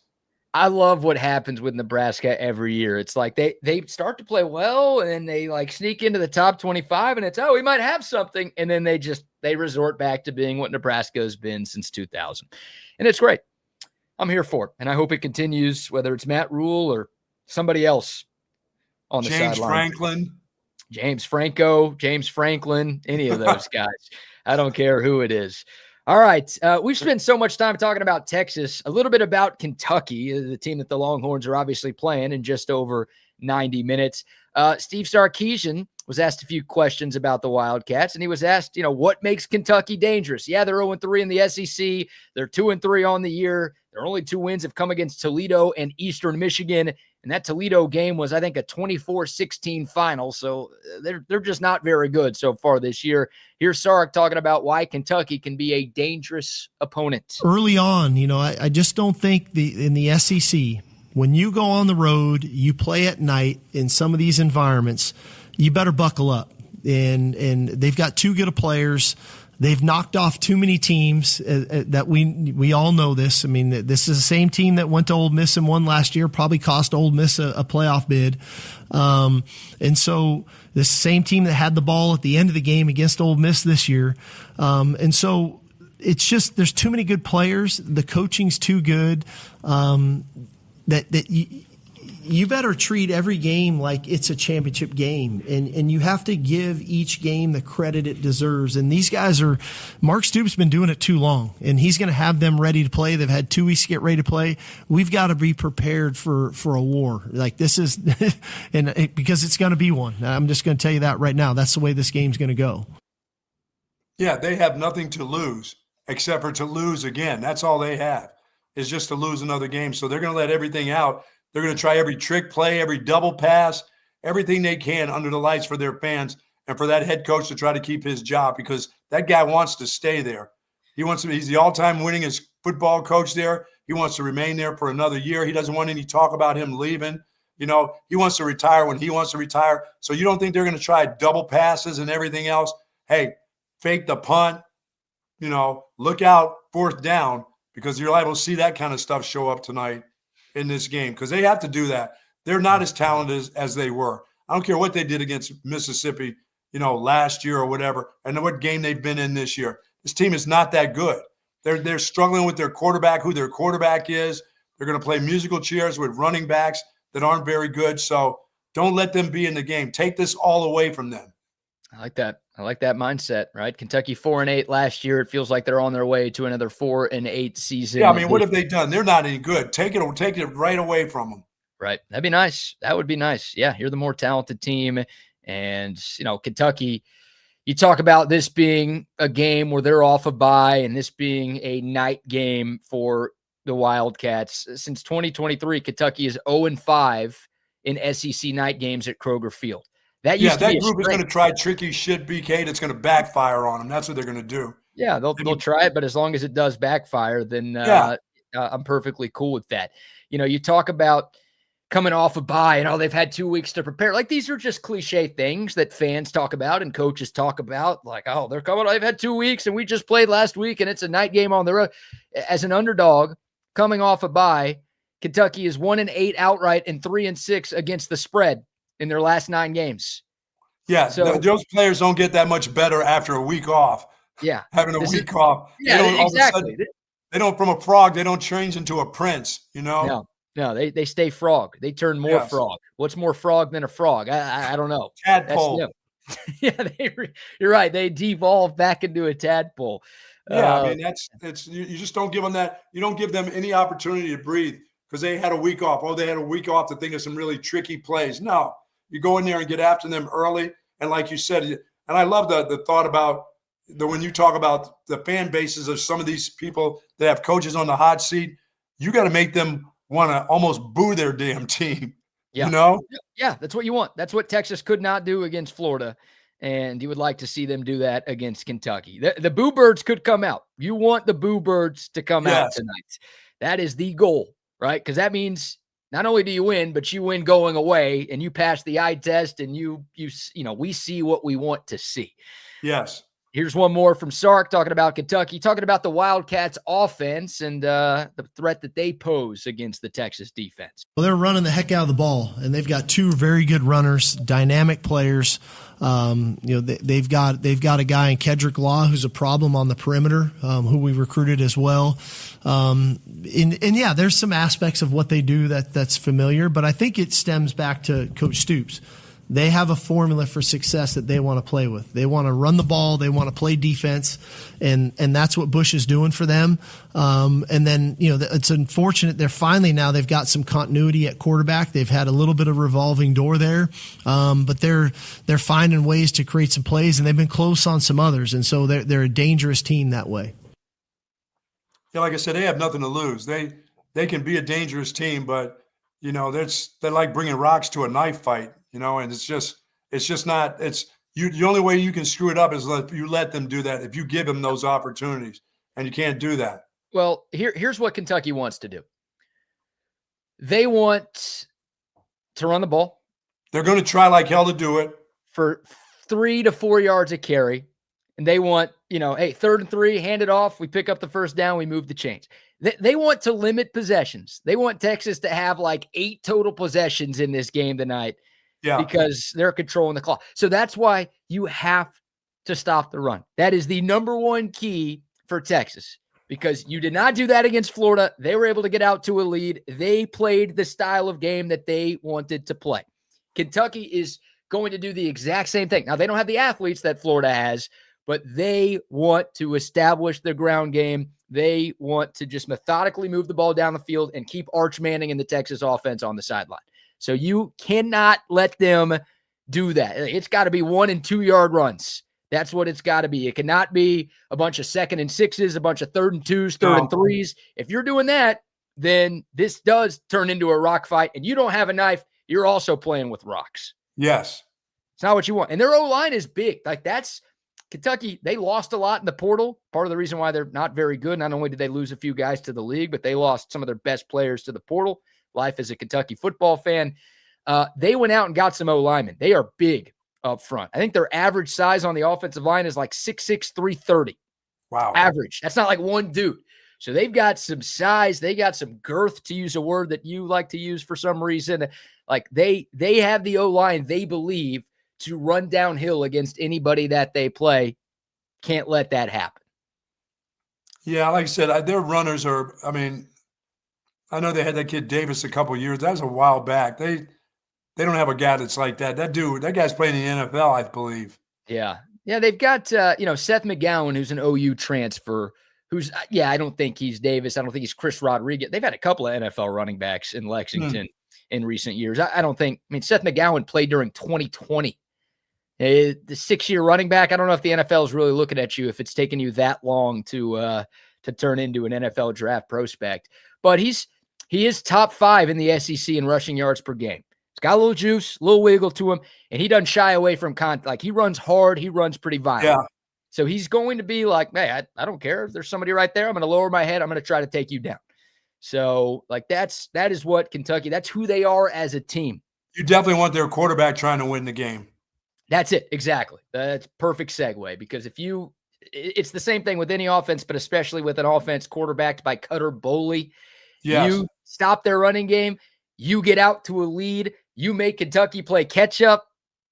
It's going to be a lot of fun tonight. He's a turnover machine. I agree. That's, like I said, you can't go backwards. Your defense played so well last week. There's no way to go backwards against this guy. You played against the miracle worker himself last week. John Interceptier. He was supposed to be the greatest quarterback that we've ever seen, and he wasn't. Whether it's his thumb or not, that guy was an interception ready to be made. This guy's the same way. He's going to toss it up because they're going to be, they're going to try to make some plays somehow, some way. He don't want to be sacked. He'll throw it up in the air. No reason to take it a sack for him. Hey, there's no take a sack, live another play for him. It's like throw it up, and maybe one of my guys will fall off of somebody's helmet, and my guy will catch it. So make him do those type of things tonight.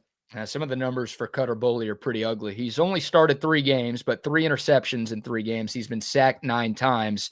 Under pressure this year, 5 for 17 with 2 interceptions.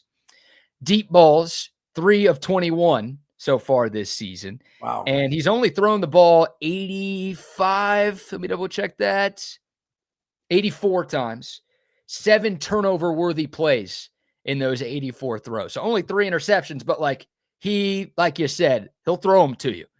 And this Texas defense, again, they could have had 4, 5, or 6 interceptions against John Mateer. They were able to get pressure with just 4 a lot. And yeah, John Mateer panicked. I mean, all the interceptions came either because he made a bad read or he didn't throw accurately. Like pressure was coming in his face and he's like, oh shoot, what do I do? And he just kind of threw it up for grabs. So you do that to Cutter Boley, who's a redshirt freshman. John Mateer's, he's played a lot of college football. Yes, Cutter Boley, redshirt freshman, who I think has only started 3 games. This will be his 4th in his college career. You're able to get pressure, especially with just 4, then he is going to have a very difficult time against this secondary. I agree. So that's it. Like you make them one-dimensional, of course, easier said than done, but you turn this into a Cutter Boley game. He's a solid athlete. He's not, Michael Vick back there. Hopefully he's not Michael Vick off the field either, but he can move a little bit. But if you make him beat you with his arm, then you're going to be okay. Yeah, I think and for a game like this, you got to ride that momentum of your special teams from last week. Also, BK, punt returns. I'm not saying go get a punt on the road. I'm just saying don't let them go get one tonight. Sure. We touched on this week. I still think our special teams is very bad, but they did have the play of the game last week. So you have another punt return touchdown. That's okay if you miss 2 field goals and have a personal foul penalty on a punt return and let one bounce and do all the other crap that you did wrong last week. As long as you have a 75-yard punt return. Are those field goals out of that kid's range? Are we talking about his max is probably 50 on the nose and when you get to 52 and 55, you probably shouldn't do that? Well, the first one, he had plenty of leg. He just doinked it off the upright. So he showed that was high off the upright, wasn't it? Yeah, like midway. I mean, it would have been good from, 59, 60 maybe. If it was good. It wasn't good. It was too far right. But the second one clearly kicked it poorly, ended up 5 yards short in the end zone. 5 yards short of the crossbar. Yeah. It was. I had the perfect angle to it. The Cotton Bowl. I hate those. Because if you're watching on TV, you see it was right down the middle. So you're like, oh, that's money. You don't see kickers miss it short that often. So it's like, oh, this kid's awesome. But from where I was, it was like, oh boy, yeah, that's not going to get there. And it didn't even have that kind of sound to it. Yeah. I mean, I couldn't hear the sound, but you could tell pretty shortly after it got up in the air that it just like a busted wiffle ball when you hit it with a wiffle ball bat. Yeah. Like a baseball player trying to sway a ball fair. I'm just trying to hey, go, keep going. Not a chance. So no, I think he has the ability to make those. Sark said something. I don't think I have the sound, but he's like, oh, when you have a kicker like that, it makes me change my philosophy and maybe I'll be kicking. I don't believe that for a second. Oh, now you definitely don't believe it now. I think that Sark is going to stay aggressive on those 4th downs, especially on the road, but we'll see. We will see. This is not quite as important as it was last week where it's take the points. But again, I think Texas is going to have limited possessions in this game. So walking away with 3 when you have the defense that you have, not a horrible thing. So I would be perfectly fine if Sark sends Mason Shipley out there on some 4th and 3s. I doubt on a 4th and 1 he ever will, but 4th and 3, 4th and 4, some of those in between type of distances, I'd be okay. I have enough faith in the kicker to make them. I'm okay with taking points tonight. He's not long for you if he misses 2 more, though. He's going to be in your penalty box here shortly. Well, he's the guy because Will Stone just hit the portal. So your backup kicker's gone. Oh. So who kicks now? Who is the back? What if he gets a hammy or something? Who is the kicker now? We don't know. They've got a redshirt freshman and a freshman kicker. One of the freshman kicker is named Gerig Heil, which is a tough name for really anybody, but his last name is spelled Heil. Oh, that's right. He's a recruit. He's on a scholarship here. And let me tell you, they keep the Jewish players away from him at all times. It's just He's a scholarship dude, right? That I don't know. Along with the other 4 punters. Next year he will be, because everyone will be on scholarship next year. Wow. I don't know if Gary Hale is on scholarship right now. The other kicker, scrolling through the Texas roster to see if I can find out who it is. Spencer Barnett. Oh, I played at Westlake. Local kid. Redshirt freshman. So those are your God, I hope we're not talking about a backup kicker tonight. We don't need that. You never know, man. It's football. It is. Anything football. can happen when you step off that bus. Yeah, God, please don't get hurt stepping off the bus. That'd be a major issue right there. I would like special teams to be better. There was still, again, Sark hit us this week with like, oh, I felt like for a while our special teams was close, and then look what we did against Oklahoma with that punt return. And I'm sitting here like, man, you guys messed up a lot of other stuff in that game. So there's still way more bad than good on special teams. And I hope this game isn't close enough to where it comes down to a big special teams. Niblett is going to be so excited on the first punt that he's going to field them all from this point on. Yeah. He's got a chance to return them back. I saw in the Vandy LSU game today, low line drive punt that bounced, like almost identical to the one Ryan Niblett just let go last week. And the Vandy returner picks it up and runs for like 15 yards. Nice return. It's like, go get the ball. You're good. Just get it, man. Yeah. You're really good. You can make people miss. You're one of the best athletes on the team. Just go catch or pick up the ball. And let's not forget that he is also a running back too. You're talking about all these other running backs. Let's not forget he's in that running back room too.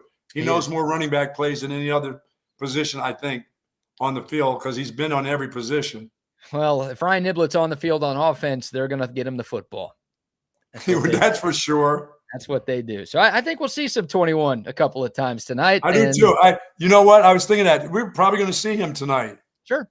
Yeah, and you're shorthanded in running back or at running back. No Baxter. Yes. Gibson's off the team, so maybe some opportunities for number 21 to get a few dude. And if he's going to be, if you feel like he's the best one that's backing up the guy that's right now, besides with the other guy that's hurt, put him in for more than just one specialty play. Put him in for a whole series of plays. I'm fine with that. Yeah, whatever works. Ride the hot hand tonight. Ride the hot hand at running back. All right, let's do our defensive player of the game. Spending some time talking about Kentucky's offense and, what Texas needs to do as a team to get off the field and limit Kentucky's points on the scoreboard. But defensive player of the game prediction, who you got tonight, Buck? I'm going to take Mr. Simmons. I think last week after I saw him play and they just kept on talking about, oh, he's got 3 plays in a row. I'm thinking, really? He's an All-American, 3 plays in a row. He should have that should have had that against UTEP and Uncle Sam and everybody else that he's played against. They talked about him like he was one of the great ones last week. Okay, then keep it going. You did that against Oklahoma. You should be able to do that against Kentucky. 3 plays in a row. How about 5 in a row? You can do it. I think maybe he's to the point of he's probably sick of hearing people say, you need to do better. Why isn't he doing this? Why isn't he doing that? Because last week he got it done. Mm-hmm. And I did. I honestly saw him play 3 straight plays that were fantastic plays. They look like an All-American playing. Yeah. So get that. I'm expecting he can do that against this group. That was the Florida game where he had that 3-play stretch where it was really good. And then wasn't it last week against Oklahoma? He had 3 on national TV. Oklahoma, he had every good. I mean, he had 2.5 sacks, 5 tackles. He was all over. Yeah, but he had back-to-back plays against. That was the Florida game 2 weeks ago. Are you sure? Yeah. Okay, I thought I saw him with like 2 or 3 straight this week that I thought were fantastic plays. Maybe did both. And they couldn't stop talking about him. I'm like, well, the guy's supposed to be first team All-American. He's supposed to be doing that stuff. Right. Yeah. The Florida game was the one where it was like he did that, and then we didn't see much from him in the rest of the game. OU, he might have had a stretch like that against the Sooners too, but he was also like making other things happen last week. Well, he needs to make things happen again tonight. I'm with it. I love that pick. I'm going to go with Ty Anthony Smith tonight. Young linebacker, played a lot this year. I think, the Texas linebackers are going to be really important in this game tonight. Could have gone with Anthony Hill. I feel like I picked him 3 times already this year. Yes. Could have gone with Leonga Lafau. Lafau has not been great in SEC play. He was Texas's best linebacker through the first 4 games. That includes the Ohio State game. I haven't loved what he's done in the last 2 They're getting on weeks. his body. They're getting to his body now. Feels that way. Yeah, Ty Anthony Smith has played a lot. He's made a lot happen. Again, the whole linebacking core has to be good. They had their worst game of the year against Florida. Florida was able to run the ball pretty good. Kentucky's offensive line is big. Texas might be without Murad Watson, who's listed as questionable on the injury report, so they could be a tad bit shorthanded at defensive tackle. I think there are going to be a lot of plays that need to be made by the linebackers in the run game. So I'll go with Ty Anthony Smith, who's been really, really good in his second year at Texas. He will be my defensive player of the game. Thank you very much. By the way, I screwed up. I'm an idiot. We've known that before today.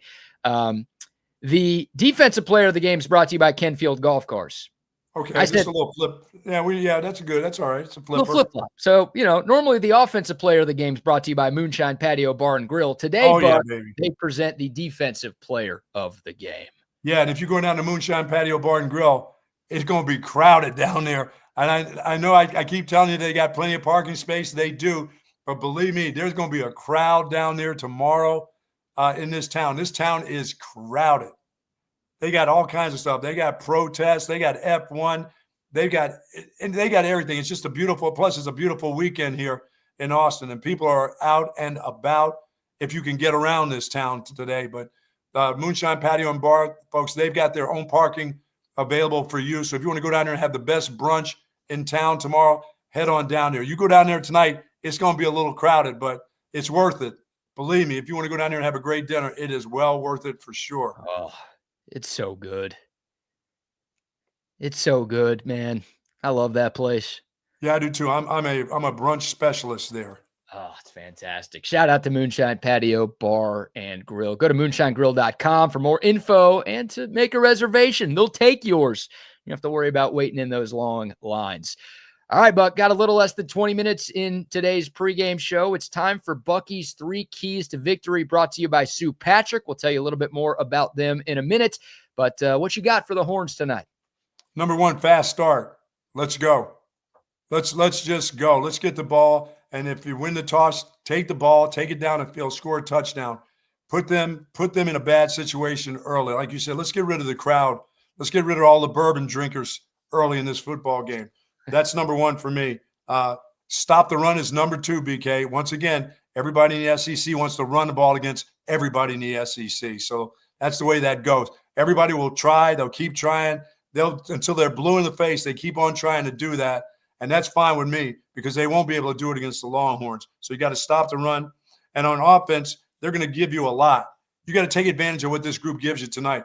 They're going to give you some plays, whether it's the long plays, the short plays. But if they give you the short stuff for Arch Manning, do take it, please. Keep the chains moving. Get off to a fast start. Take it methodically down the field. It doesn't matter to me. If you have those 6 or 7 minute drives and you score touchdowns, I'm good. I'm okay. I know about the great teams cover. But if you can win a game by 17 or whatever you have to do, or 14 or whatever, do so. Just take the ball. Don't give them a chance to get the ball. Both of those are covers, by the way. They are, aren't they? I love how you're like, if you only win by 14 or 17, that's fine. No, the line's 12.5. So if they win by either of those scores, then they will cover the number. But I do want to see some balls get down. I do want to see some balls get down the field. I think Wingo, this is the night that, he catches more than one long pass today, and they don't have to go for touchdown. I like when he catches and runs anyway. That's kind of demoralizing to the defense. Yeah. When that guy runs over a little secondary guy or runs around him, that I'd like to see tonight too. Maybe get the ball to Jack Indries 1 or 2 times tonight. For how many yards? 7. 2 catches for 7 yards. That'd be better than the last 2.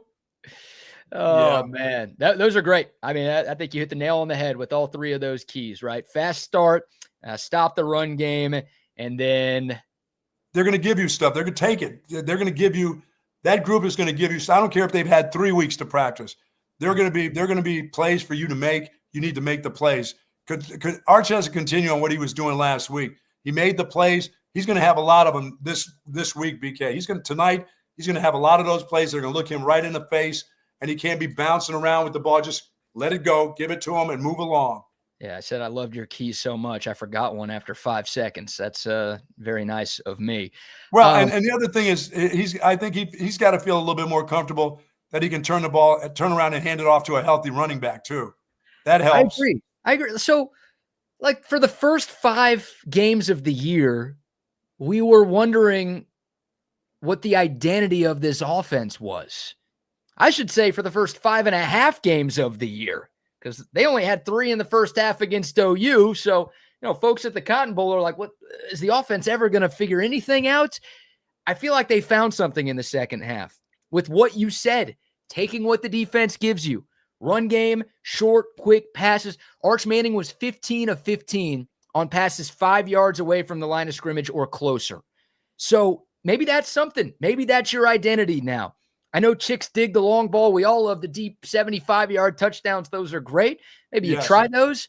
But like I finally feel, Buck, that they found some consistency on offense, and there's something like a well that they can go to that's going to work. There's going to be water there if they go to it. So I'm with you. I would love to see them just be willing to take what Kentucky gives them, which could be and if they give you the run where they say you can go ahead, Arch, and run down the field, we're going to vacate the area, and there it is. The guys are going to get out of their rushing lanes. And if you do what you've been now it looks like you enjoy doing, actually, take it again. If they're going to give you 12-yard runs, go ahead and run. Yeah. Inside, outside zone. You don't need a bunch of crazy run concepts tonight. No. Inside, outside zone. That worked against OU in the second half. And short, quick pass. Because, look, Kentucky's D-line is not Oklahoma's D-line. They're nowhere close. But this O-line is, we're not talking about the 90s Cowboys offensive line here, unfortunately.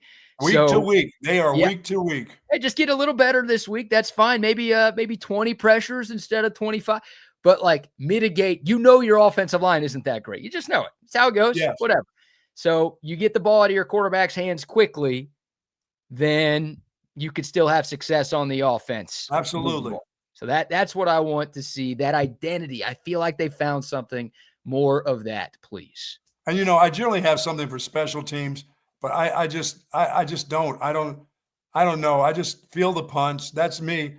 I mean, they don't have anybody that goes after anything. They don't have a punt blocker.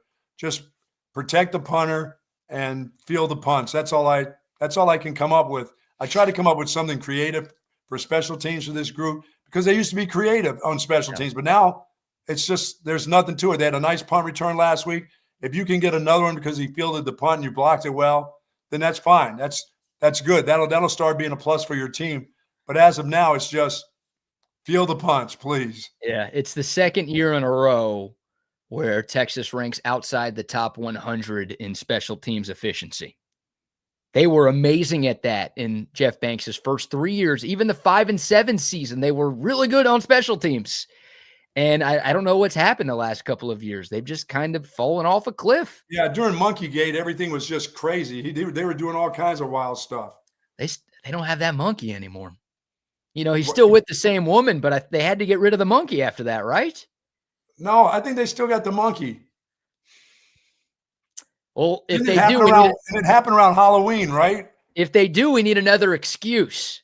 If they don't, we have the reason. But if they do, then we got to figure out what else is going on with Jeff Banks. Yeah, the attack monkeys now become tame, and he's just, he's running around, going up on balconies. They're playing a little organ. Maybe he's an organ grinding monkey now. Collects coin or something. The monkey from The Hangover, those movies. Yeah.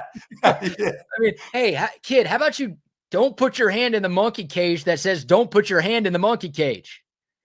What are we doing here? Yeah, we need more exposure here. Yeah, something's going on. It's too boring. It was like Ratatouille. The rat is hanging out in that guy's hat, cooking up all the food. Yes. Maybe that was pick up the coins. Pick up the coins on the street and bring them back to me. Maybe the monkey was like telling Jeff Banks what he needed to do on special teams, and now he doesn't have the monkey to help him out. Interesting. Yeah, they need to do it's. Just don't let it get worse. Don't let it get worse, please. Don't let it get worse. And hey, kicker. You're supposed to be making Field kick the ball between the uprights. I can live with the kicker missing 55 and 56. I can live with it. Quit letting him punt the ball. You got that great punter. That's one of your 7 punters that's on scholarship. Let him punt then instead and let your defense play. Last week, Buck, Mason Shipley made 3 field goals, including a 48-yarder. He was 3 of 5. He missed his 2 50-plus, but the easier ones, the ones that, shit show Bert couldn't make last year, Yes. He's making those. So Okay. we're all right. We're all right with that. 50 plus for any college kicker is a bit dicey. You would like anything inside of that to be pretty automatic. And so far, I didn't see Burt last night kicking either for Miami. What's the deal? He's still on the bench. Oh, remember, he lost that job in camp, and that other kid that they brought in from the portal hit that game winner in week 1 against Notre Dame, and he hasn't looked back. wow. Yeah. So, all right, 3 keys to victory. Buck, brought to you by Sue Patrick. You were there earlier today. Yes, I was. I saw Jay and the gang over there picking up a couple of hats for some friends that are coming in town for F1. Make sure they got their Longhorn gear, but they've got it all. They've got all the Longhorn gear that you want. You got to have it. Hey, by the way, you got to get it ready for going down there to the Cowbellers. And also, of course, when Bandy comes to town with that round-shouldered quarterback, you've got to make sure that you got all of your polos. And they got some nice new polos in there, BK, in all sizes, men's and women's polos. You are going to love what they have at Sue Patrick. 5222 Burnett Road. Plenty of parking spaces available for you. For more information, go to SuePatrick.com. Sue is there today. Said to say hello. Love the great Sue Patrick. She's a legend in this town. Yes, indeed. She was there just holding court again. If you want to gossip or if you just want some tea on anybody in this town, I could sit back there for hours and sit there. I got to give me a chair over there so I can just come by there and hang out for an hour or two. Just like pull up pictures of like people in Austin and show Sue, and then she'll have a story to tell about every single person. Absolutely. She's a legend. Love her. Love Jay. Love Corbin, Shelby, Amber, the whole team. They were all there this morning. Saturday morning. This polo, we've sold about 5,000 of these? I think he said 4. He told me 4 today. We did a little video. He said 4, and I was thinking, Jay, you're shortchanging us, aren't you? I think he is. Love Sue Patrick. Get your Texas gear right there. All right. I've got to say this. It's kind of ending on a bit of a downer, but it's something that has been a problem for Steve Sarkeesian in his first 4 years in Austin. The game after the Oklahoma game. Okay. Texas is 0-4 against the spread in the first game after Red River, and they're 2-2 outright. Quick trip down memory lane to these 4 years. 2021, Sark's first year. Texas loses to OU. They come back home the next week. They have an 11-point second-half lead against Oklahoma State. They give up the final 19 points of the game, and they lose. That was a part of the 6-game losing streak, the worst for Texas in more than 50 years. 2022, the 49-0 rout over OU. Texas comes home. They play an Iowa State team that was 4-8 that year. Not a good Matt Campbell team. Texas was a 16-point favorite in that game. They won by 3. The Horns needed a 4th down stop in the final minutes to preserve the victory. 2023, Texas loses to OU. The next week they play at Houston. Buck, the Horns went up 21-0 early in the game. I remember that well. It's 24-24 in the fourth quarter.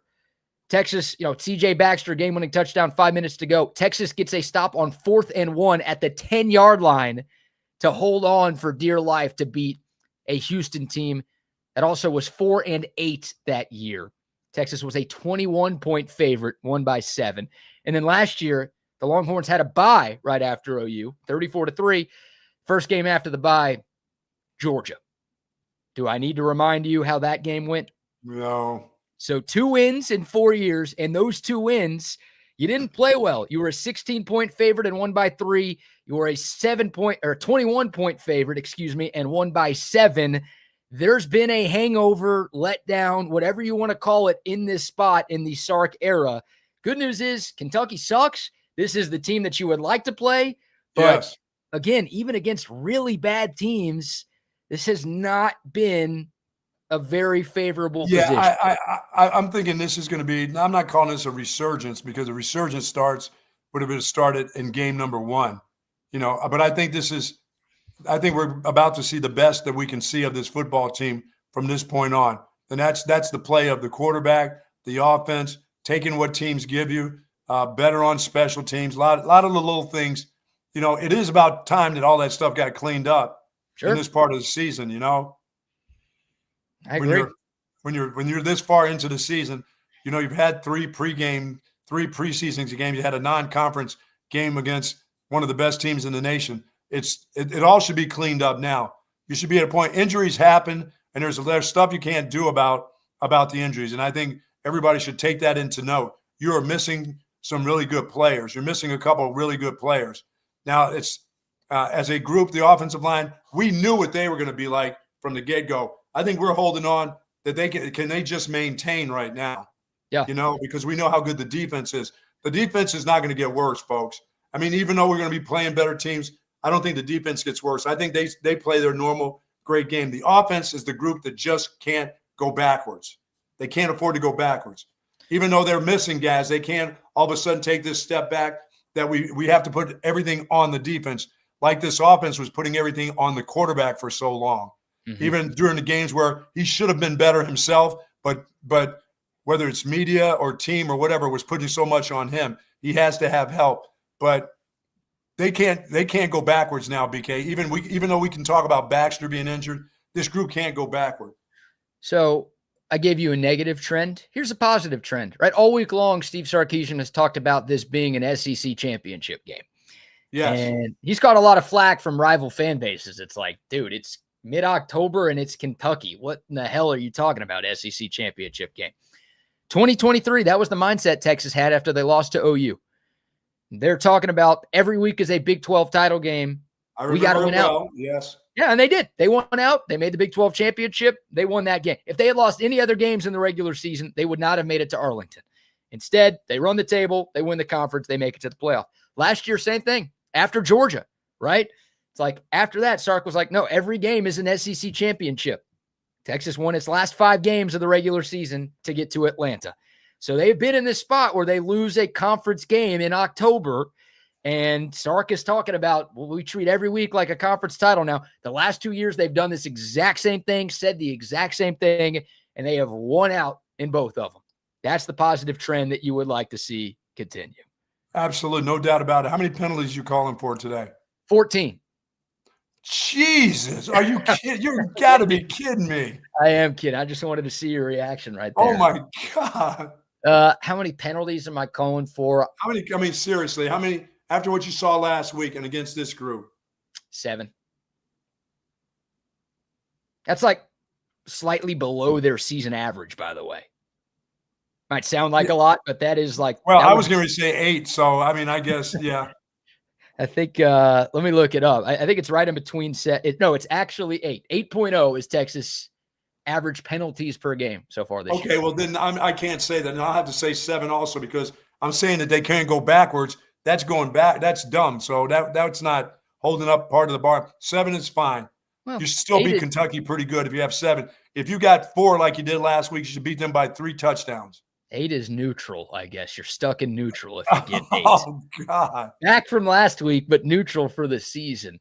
Yeah. All right, time for our game score prediction brought to you by Paul's Motor Works. Oh, man, love Paul's Motor Works. They've been providing complete and foreign automotive repair complete foreign and domestic. I knew that didn't sound right. Automotive repair here in Austin since 2000.